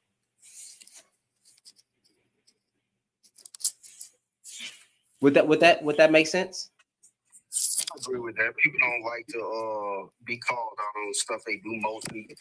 No, I'm saying literally, it doesn't matter what I say, right? Unless they become part of the tribe or like they're using or I'm trying to be a mentor to them, like they are, I don't know, we become friends or something. No one is holding nobody accountable online. We're just making content technically. That's really what it would be. Nah, but I do be working though. I ain't gonna lie to you, bro. I do be working. Hello. Like, y'all remember that little. Yes. Hold on. Let's see what the lady got to say. Yes, ma'am. Actually, yeah, I feel like there are different reasons why men don't value marriage, and I want to just talk about this particular issue.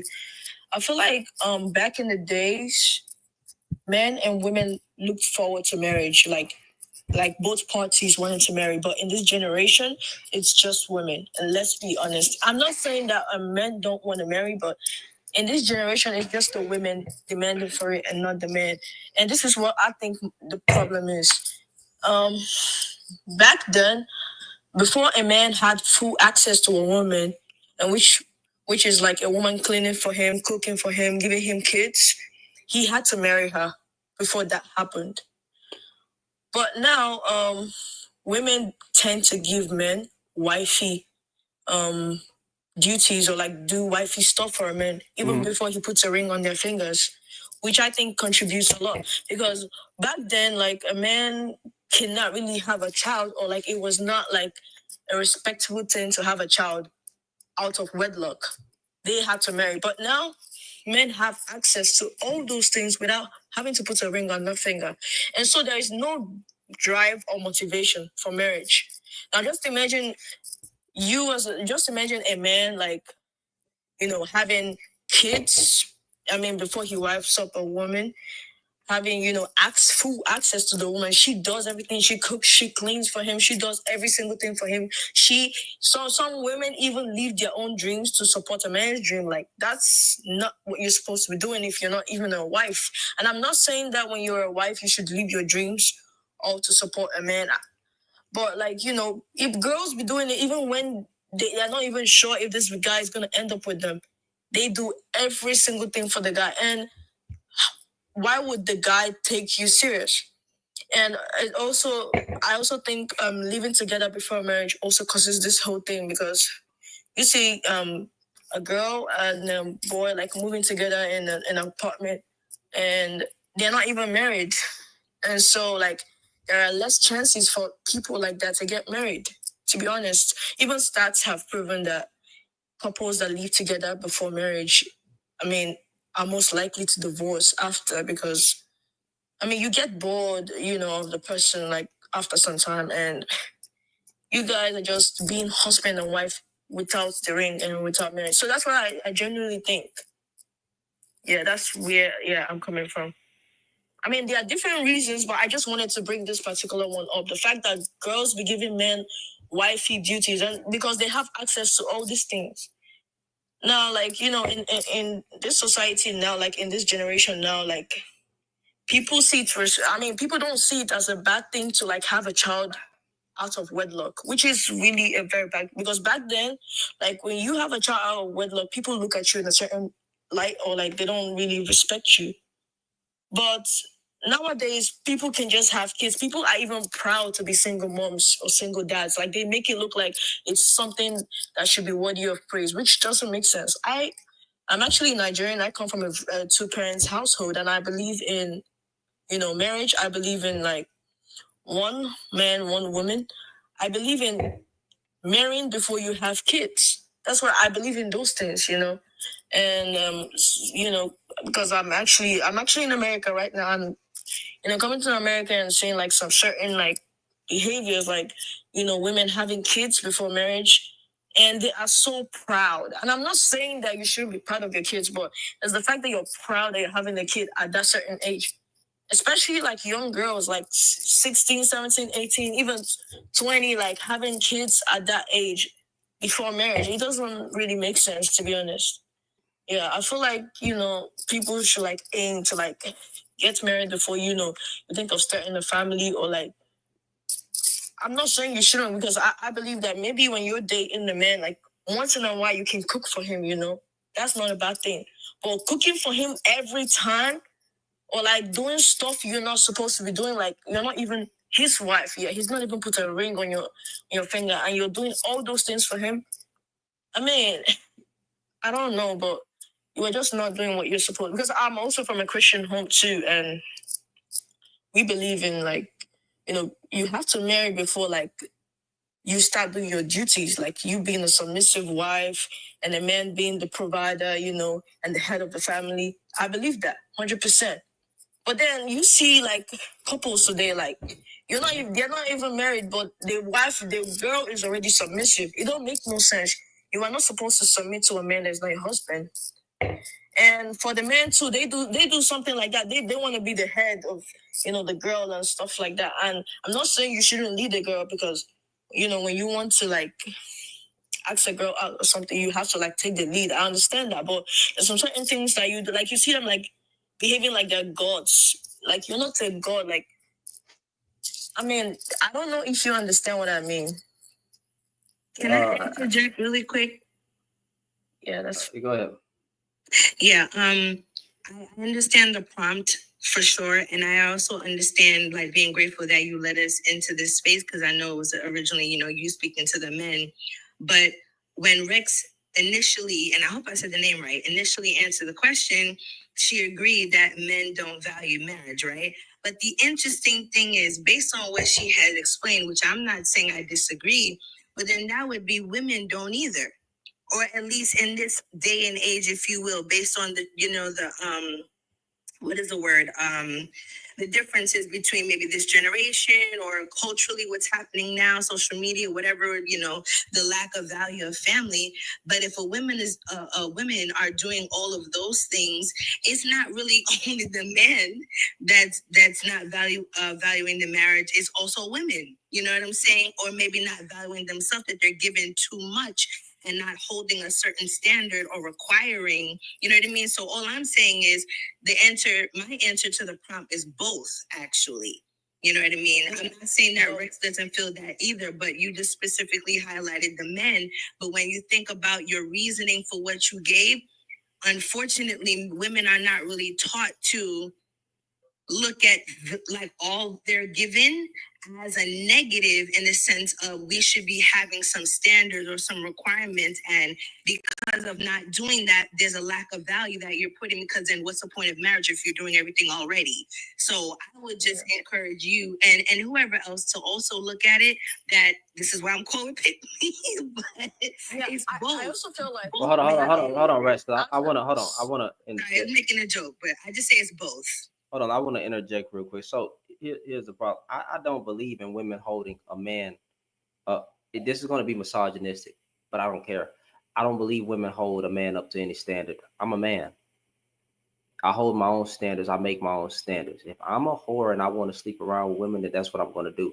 But if I want to develop character and I choose not to do those things and I reserve myself, I can do that. So I don't believe in this women have to hold men up to a higher standard type ordeal. Now, I do believe setting boundaries. That's not what I'm talking about. But men can choose not to engage in intercourse.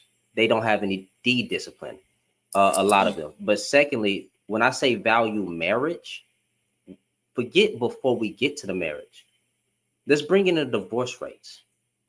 Men don't value marriage because it's mostly the man to cheat, abuse, financial struggles, and all those things.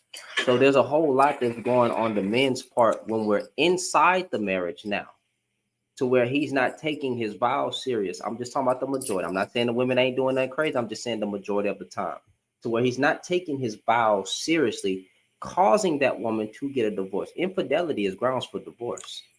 It is grounds for divorce. She should leave. If that's what she wants, she can choose to reconcile or she can leave. The abuse that comes into relationships, usually on the man part, I'm not saying that's all marriages. I'm just looking into the top reasons why. So once we're in the marriage, it seems as if the men have a commitment problem and a valuing the marriage problem because of the things that they're doing that's causing the woman to leave. That's what I'm addressing. Yeah, you're absolutely right, and I would also like to include this, that I feel like most men are focusing on what the woman is supposed to do rather than what you're supposed to do. That's one big thing. Like when you ask, like most men, like instead of them to focus on like how to improve themselves and how to be better men and how to like be a good dad to their kids, they're always focused on a woman should be this, a woman should be that, a woman. But what about yourself? Because a lot of men are like this, like lots of men are like this, and you're right about this, because if you go into a marriage, like you should know that you're there to commit to your wife, and be a good father to your kids and treat your wife well. But lots of men fail to do this. I'm sorry to say, but like it's a thing, and they feel like all the responsibility should be on the woman, which is bad. They feel like, oh, it's a woman that keeps the family. Like I'm coming from, in my country, in Africa, for example, in Nigeria. I come from Nigeria now. Like the blame is always put on the woman for some reason. I don't understand why. Like a man could do the most heinous thing, but then it's a woman's fault. I don't understand why. A man could cheat and they'll be like, oh, it's the woman's fault. Maybe she didn't do this, she didn't do that. And if you check the woman in question, she's the best person you can ever meet. She's so submissive. She is a very good mom. Sometimes she's even the provider, and sometimes the man doesn't even do anything. But for some reason, like they just want to put the blame on the woman. So like they feel like the woman should be the one to hold the family, which is not true because you are both holding the family. Like it's two of you that make up the family. So two of you supposed to hold the family, especially the man, because you are the head of the household. You are supposed to hold the household. But when you keep all the responsibility on the woman, like it's unfair, and you are not like obeying your own part of the deal of the marriage. And even when it comes to like being committed to your wife too, because even in my country, like men think that that's not their job. That's the woman's job to like to stay loyal to them, but not their job. Like they feel like they can sleep around, but not the woman. Like she should not do that, or they should do that, and which is very bad because you married this woman to be loyal. If you didn't want to be faithful, then why marry? Because you have especially like, because in my country, like polygamy is not a bad thing. But my problem is, if you actually want to sleep with different women, why don't you go for polygamy? Why going for a monogamous woman and then sleep around with different women? It doesn't make sense. Because then why did you marry? What was the reason for you marrying if you were going to go outside? Well, you wanted the marriage. Yeah, that's what I think. Well, hold on. I'm gonna answer your question why they do it, but I want to let Miss Pina. I don't know how you say your name, man. Oh, just call me Pineapple, Shannon. Pineapple. All right. Just I call got me you. Go ahead. Pineapple. So real quick, I just wanted to add to the conversation and touch on something that Rex had said earlier that I kind of disagreed with. And I hear this type of conversation all the time, this generation. Y'all have to understand, like, when you come from nothingness, you're gonna destroy. Broken homes have been a thing for decades now. Like, that is something that I think is the reason why a lot of men in this generation do not value marriage and treat their mothers a certain type of way, or treat women a certain type of way, because they come from broken homes where their father left them, or their father put their hands on their mama. They grew up in a household where they see men disrespect their mama and the women around them. And so they feel like, well, because this is what I witnessed my entire life, this is how I should treat women. This is how I should just view the world. I should just not care. I should just not hold no substance to it. Why do I see any value in marriage? My mom lived a happy life and she ain't married. Da, da, da, da. That's the type of conversation I hear all the time from these men when they talk about marriage. What's the point of seeing? What's the point of getting married? I didn't see that. What do you mean? You have to figure out why. What's the point? Because you didn't grow up in a home like that. I think the only people who really value marriage are the people who grew up in a home where they saw people who actually genuinely loved and cared about each other. Like, so I don't think it's a generation. I don't think it's a this generation issue. I think it's like past. How do I put it? Like, I think it's like continuation of trauma. Like, it's just what's it called? What do people say? Generational trauma. Yeah, it's a generational curse. Exactly. I think it's one of those generational curses where we just come from broken homes, and because we witness, brokenness, we know nothing but to destroy.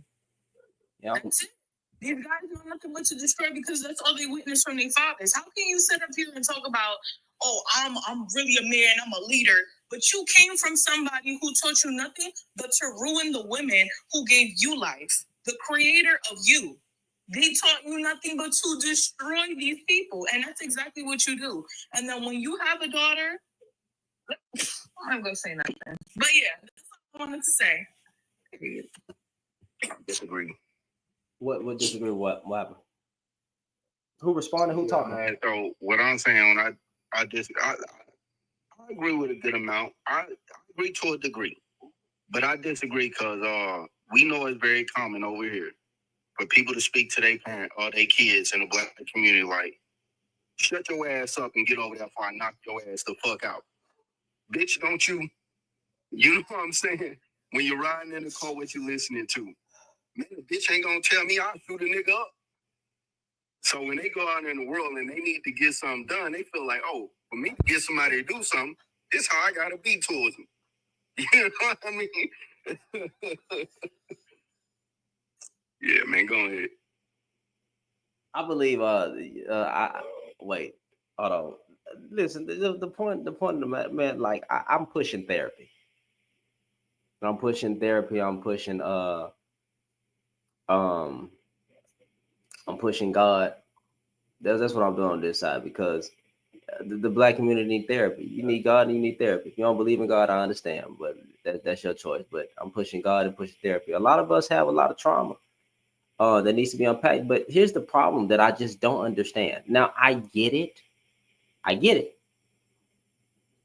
But why the niggas don't hate their dads more than not? Let me not use the word hate. Why the kids don't be upset with their dads more than the woman? If majority of the kids grow up in single parent households, then she's the one trying her best. Now, I'm not saying that the single mothers are great, that every single mother was great, that there was no abuse going on. But like, if the dad is gone, then you should be mad at the damn dad, and then you should have more empathy towards the woman because the woman is the only one that showed you love from the beginning. She's the one who stayed.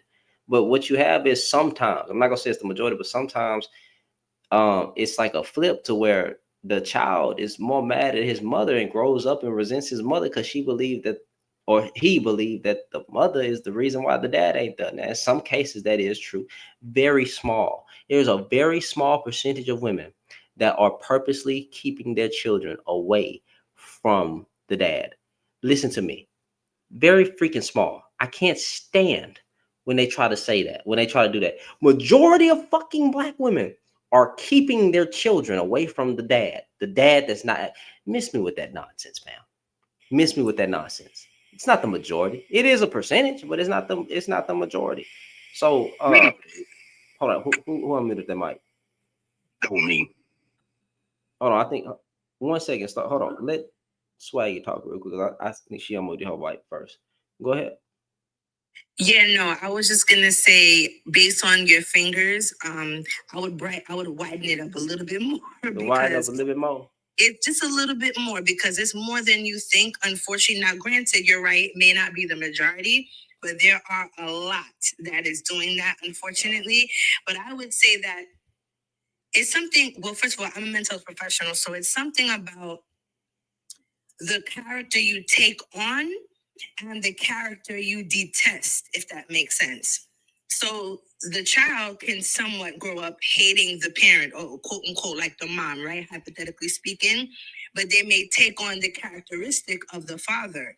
So although the treatment may not seem as if they're hating their dad, why aren't they saying this to their dad, or, like making commentary, so on and so forth? But they take on the position of the father, like the personality and more. So they may resent the mom and so on and so forth, but a lot of times it's very visible in how they treat women in their relationships moving forward also. But unfortunately, a lot of families, parents or more, they're not having conversations realistically about what's happening when the parents separate. Granted, you don't have to tell your kids all of your business, but a lot of times it's just like, oh, stay out of grown folk business. But sometimes children, they do need to be aware of just a little more information. You know what I mean? Like what's happening.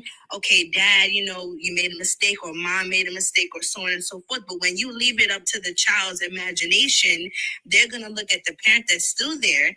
Mom, you could have worked harder. You could have fought harder. Why isn't dad?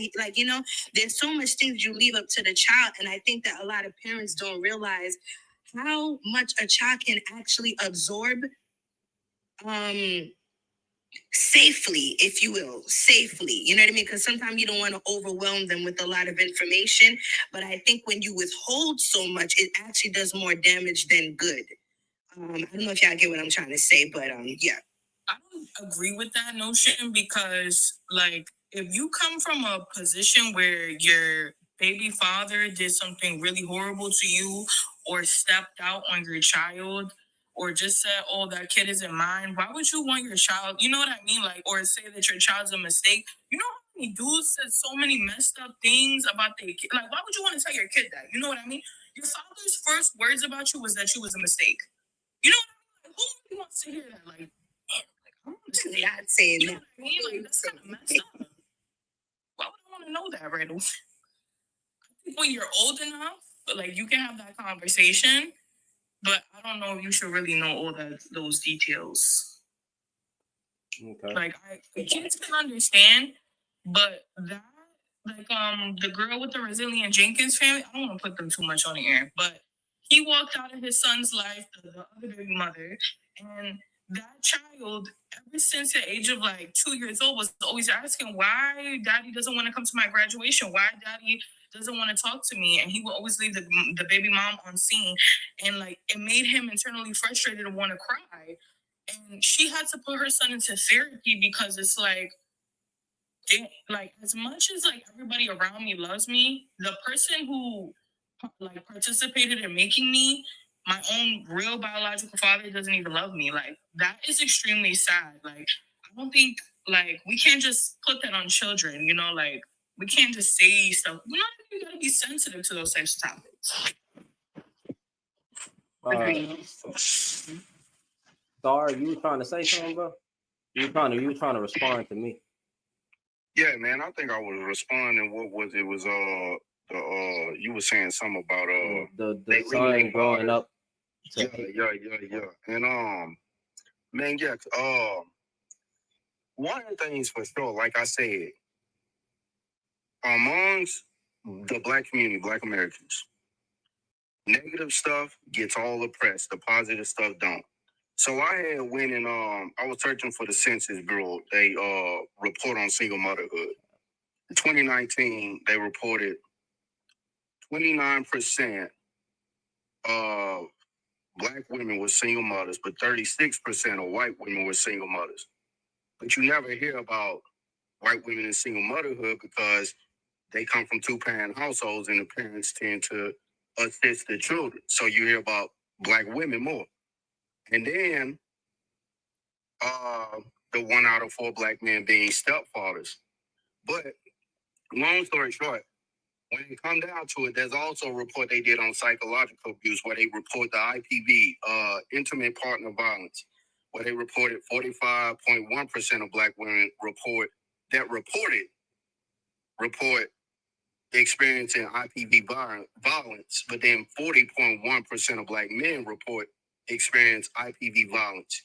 Then they did the psychological breakdown of it. 53% of black men report psychological abuse, while 48% of black women reported psychological abuse that reported. And so they're going back and forwards and saying, yeah, it's that side that's responsible for it. It's them. Nothing's happening over here. It just really don't get nothing done. I feel like a lot of conversations online really don't go nowhere. Where you getting these numbers from, brother? Man, I'm getting these numbers from the Census Bureau, and hotline domestic violence. I can give you the links to them. Yeah, just send them after. I said, I'm about to say in hotline domestic violence, you can find the similar numbers as well. Send that, but the one I'm not. We're gonna have to break that down one day. When I look, if you send it to me off out, he said hotline. I'm gonna remember it because I can play the live back. But also, why would you? I'm not bashing you or calling you out. I'm just saying I think it's. You say the reason we don't hear about Caucasian women and all this stuff, we're black. Why would we hear about Caucasian single motherhood in black conversations? I didn't get the correlation that I get it, but I'm like, why would we be bringing up white women and white men and so the reason I brought that up. So the reason I brought that up is because what often gets pushed is this only happened amongst black people. So then black people take that out into the public and they say, we the only one experiencing this. This is how I know how horrible it is over here. Who's taking that? Who's taking that out? This is what I hear all the time when I hear these back and forths. Whenever I come I haven't heard. I think I maybe have they be going. Some people go to the extreme sentiment of saying we're the only community that does. That's bullshit. We're not the only community that does. No, every community does. There's definitely people who say that. I ain't gonna lie Yeah, to you. yeah. There's people. Yeah, there's people in our community that say we're the only community of people that's going back and forth. And it's like, bro, Asian women don't even like their own group of men. Caucasian women don't like their group of men. You can hear these things being said, bro. You can go on. You can see Bro, this. it's so bad. Listen, it's so These bad. conversations being happened. 4B movement. You say what? They got a whole 4B movement. I think the 4B movement's great. I'm saying it's so bad. Ain't that North Korea? North Korea? Yeah. Oh, so the 4Bs. No heterosexual relationships, no marriage, no childbearing, and no dating. Right? The 4Bs. I agree with it. Yeah, I think It's South Korea, Shannon. South. I thought South Korea was liberated. I thought it was. Oh, wait. I'm tripping. It is South Korea because North Korea they live in a camp. Yeah, so They live in a prison. Dictatorship. Yeah. Straight up. I got that all. I was like, wait a minute, what you mean? Yeah. North Korea's never getting out of there unless somebody intervenes, bro. Them people are brainwashed, bro. They I think I Star Drama brought that up because unfortunately in these conversations, you mainly hear about the negativity going on in the Black community. Yes, this may be like a Black space panel where we're just talking about this stuff, but unfortunately you don't hear the stats of the other communities. And then what it does is spread the negative or harmful rhetoric about us in general, and it's not even the majority. You know what I mean? So then it puts that thought process in not really our minds, because a lot of us are educated and we know better, but many people don't tend to go to stats to find out what the real numbers are. Mm-hmm. You know what I mean? We just go according to what the fad or what it may seem like. And then now you have other communities that look at us and say, well, the majority of y'all, wait, hold on. Let's go up. Let's look this up, though. Like, let's go to this link. Let's find out information. So I think that's why he brought that up, because it becomes very harmful in conversations when we say majority or most of, without actually being able to numerically put a number on it, put a stamp on it. You know what I'm saying? So I think that's important to also bring up sometimes as well. I mean, I kind of understand, but I mean, in the conversation that I'm having, there is comparisons when you're looking at Caucasians, Hispanics, whites, and all that. I get it, but when we're talking about issues in our community, I don't know if it's issues that we're all trying to address. We're not all. Maybe some people are trying to liberate the issues, some people not. But when we're having a Black conversation about what's going on in ours, I don't know if it benefits us when we're all educated enough on this panel to be like, well, what about the Asians and what about the Hispanics? Because one thing that I don't like is because what that tends to lead to is more self-hatred, because you'll have, like you had Tyrese. Ain't that his name? Tyrese, the singer, talking about, I want to have families like the Hispanic families, and because they believe in the traditional and it's like, what the hell are you talking about, fam? They're just as fucked up as we are.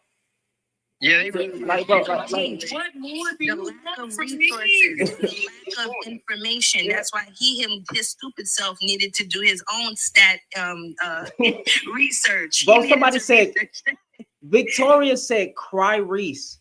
That's crazy. No. That is crazy. I've never heard of that. That's fun. That's funny as hell, bro. That is funny. You know our upper class gap is higher than theirs. So like, I don't even understand why you even say that. Cause like, I only care. Well, let me say this correctly. I ain't saying I only care about Black folks, but I'm worried about my own backyard before I worry about everybody else. And that's the one. See, I'm about to make a lot of people mad. You're just gonna have to get mad though. Black folks don't have any allies. Black Americans, foundational Black American. Hear me out. I'm not saying you gotta be, just hear me out. Black folks that are born in America, the descendants of Black people, Black Americans, not African American, Black Americans. Just stick with me here. You don't have any allies. You don't. So, we always do all this advocating for other communities and all that, and nobody does it. Now, you shouldn't do it, so people would do it for you, but I'm saying you have no benefit. So I don't see the point of bringing in other races of people to try to do comparisons. No, we need to set our own standards and just focus on building us instead of bringing in what the Hispanics are doing or what the Asians, because truth is people are just messed up. The white people are messed up. They just got a good way of hiding it in the sky. Their birth rates are down too. White Caucasian women don't even want them. Caucasian men. My point, Killmonger. What? When you brought up Tyrese, you proved my point. Crowry. So basically, what you know what it. Hey, that's actually crazy because I be hearing these red pill dudes. The red pill dudes, I be hearing them say stuff like, man, you gotta be tough. You can't cry in front of your woman and this. Or Who says that? Like, but then his wife left him, and then they turned around and said, "Oh, his wife ain't nothing." It's so stupid though. Like, you nigga, if you can't cry on your wife's shoulder, nigga, then something wrong with your wife. You see that point?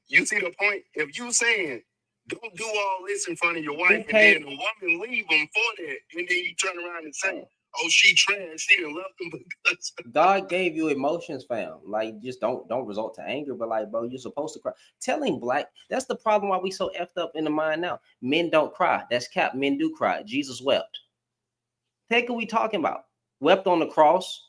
Wept before he was gonna die. Cried tears of blood. And he's the best representation of a man. But even if you don't want to use that, if you look at how the disciples would live, they mourned with each other. If you look at men back, they mourned with each other. That's why they can get through things. Job cried. What are we talking about? Like, you know what I'm saying? Like that, so it's so stupid for us to tell little boys and men that they don't cry. Now you shouldn't be a crybaby. You shouldn't be so emotional to a certain extent, but crying. I wish I would have slapped somebody. Never mind. Let me not say that because you know you get yeeted on. If your mama passed away, you should cry. If your wife passed away, you should cry. When you go through hardships and you've been trying to be strong, bro, sometimes you got to go sit somewhere and cry. You got to release that. Otherwise, it's going to eat you out from the inside.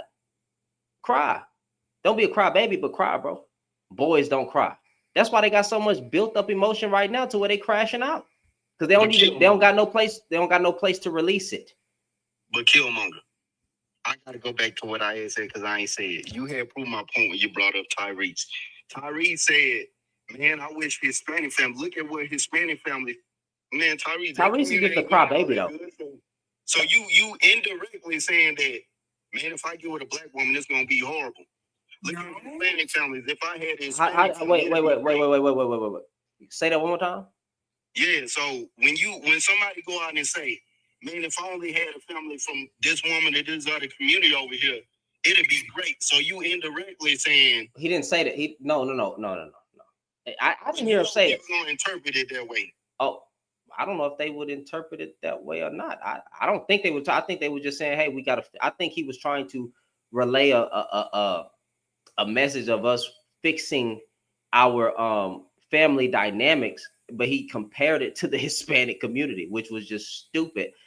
But I don't think nobody took that as, oh, in order to fix my community, I just need to go get a Hispanic woman and make some mixed kids.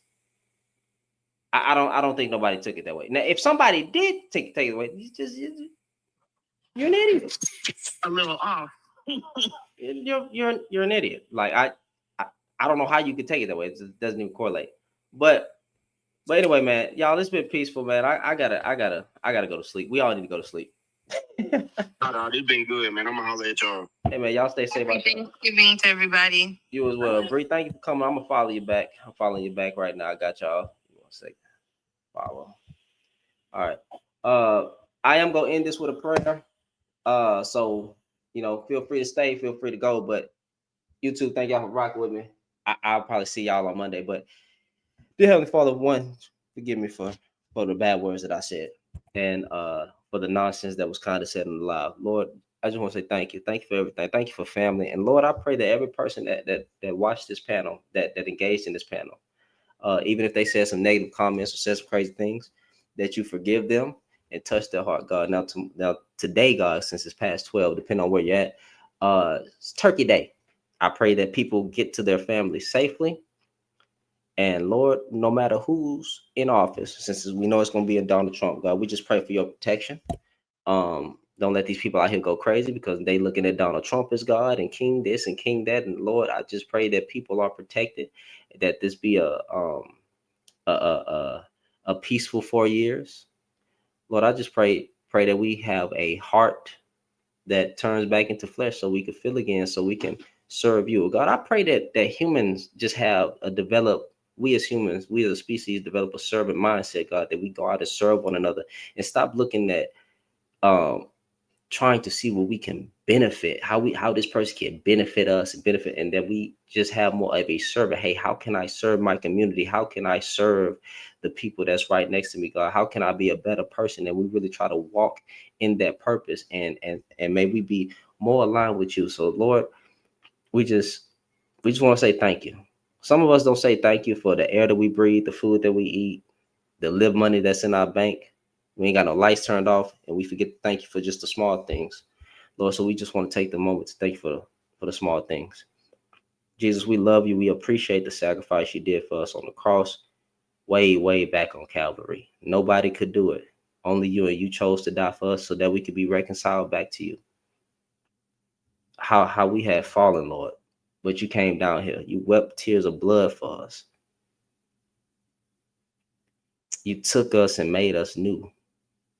You welcomed us into your kingdom. And when we die, we get to be with you, Lord. We thank you for your sacrifice, for your sheep. We thank you, Lord. In Jesus' name we pray. Amen. Man, I love y'all. It's been fun. I'm always try to pray over my lives. Bree, it was nice talking to you. Bree, you got any last words? No, I think you said it all. Amazing prayer. And I'm just glad that this is a safe space for us Black men and women. You're doing amazing things on this live. I don't think I've seen your live before, but it's always refreshing. So continue to do what you're doing. And yeah, hope you and your wife have a blessed day. Thank you. Hope you have a blessed day too. Miss Rex? Yeah, I'm so happy that you ended this with a prayer. It was really important and needed. Oh, no problem. You got any last words you want to say? I would like to say that I love the fact that people like you exist in the community.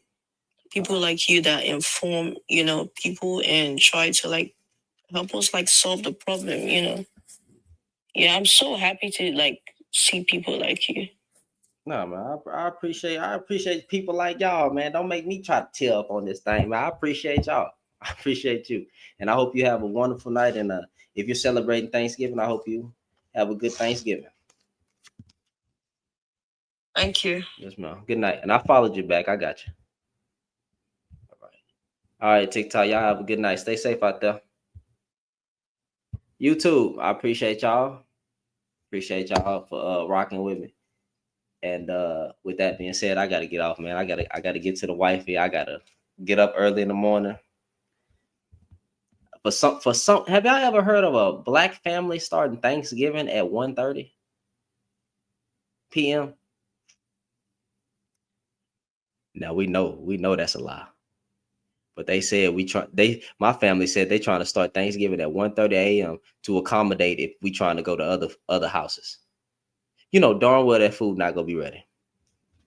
That food ain't gonna be ready till 5 o'clock. And we gonna be over there sitting for 4 hours because Black people ain't never on time. Y'all have a good one.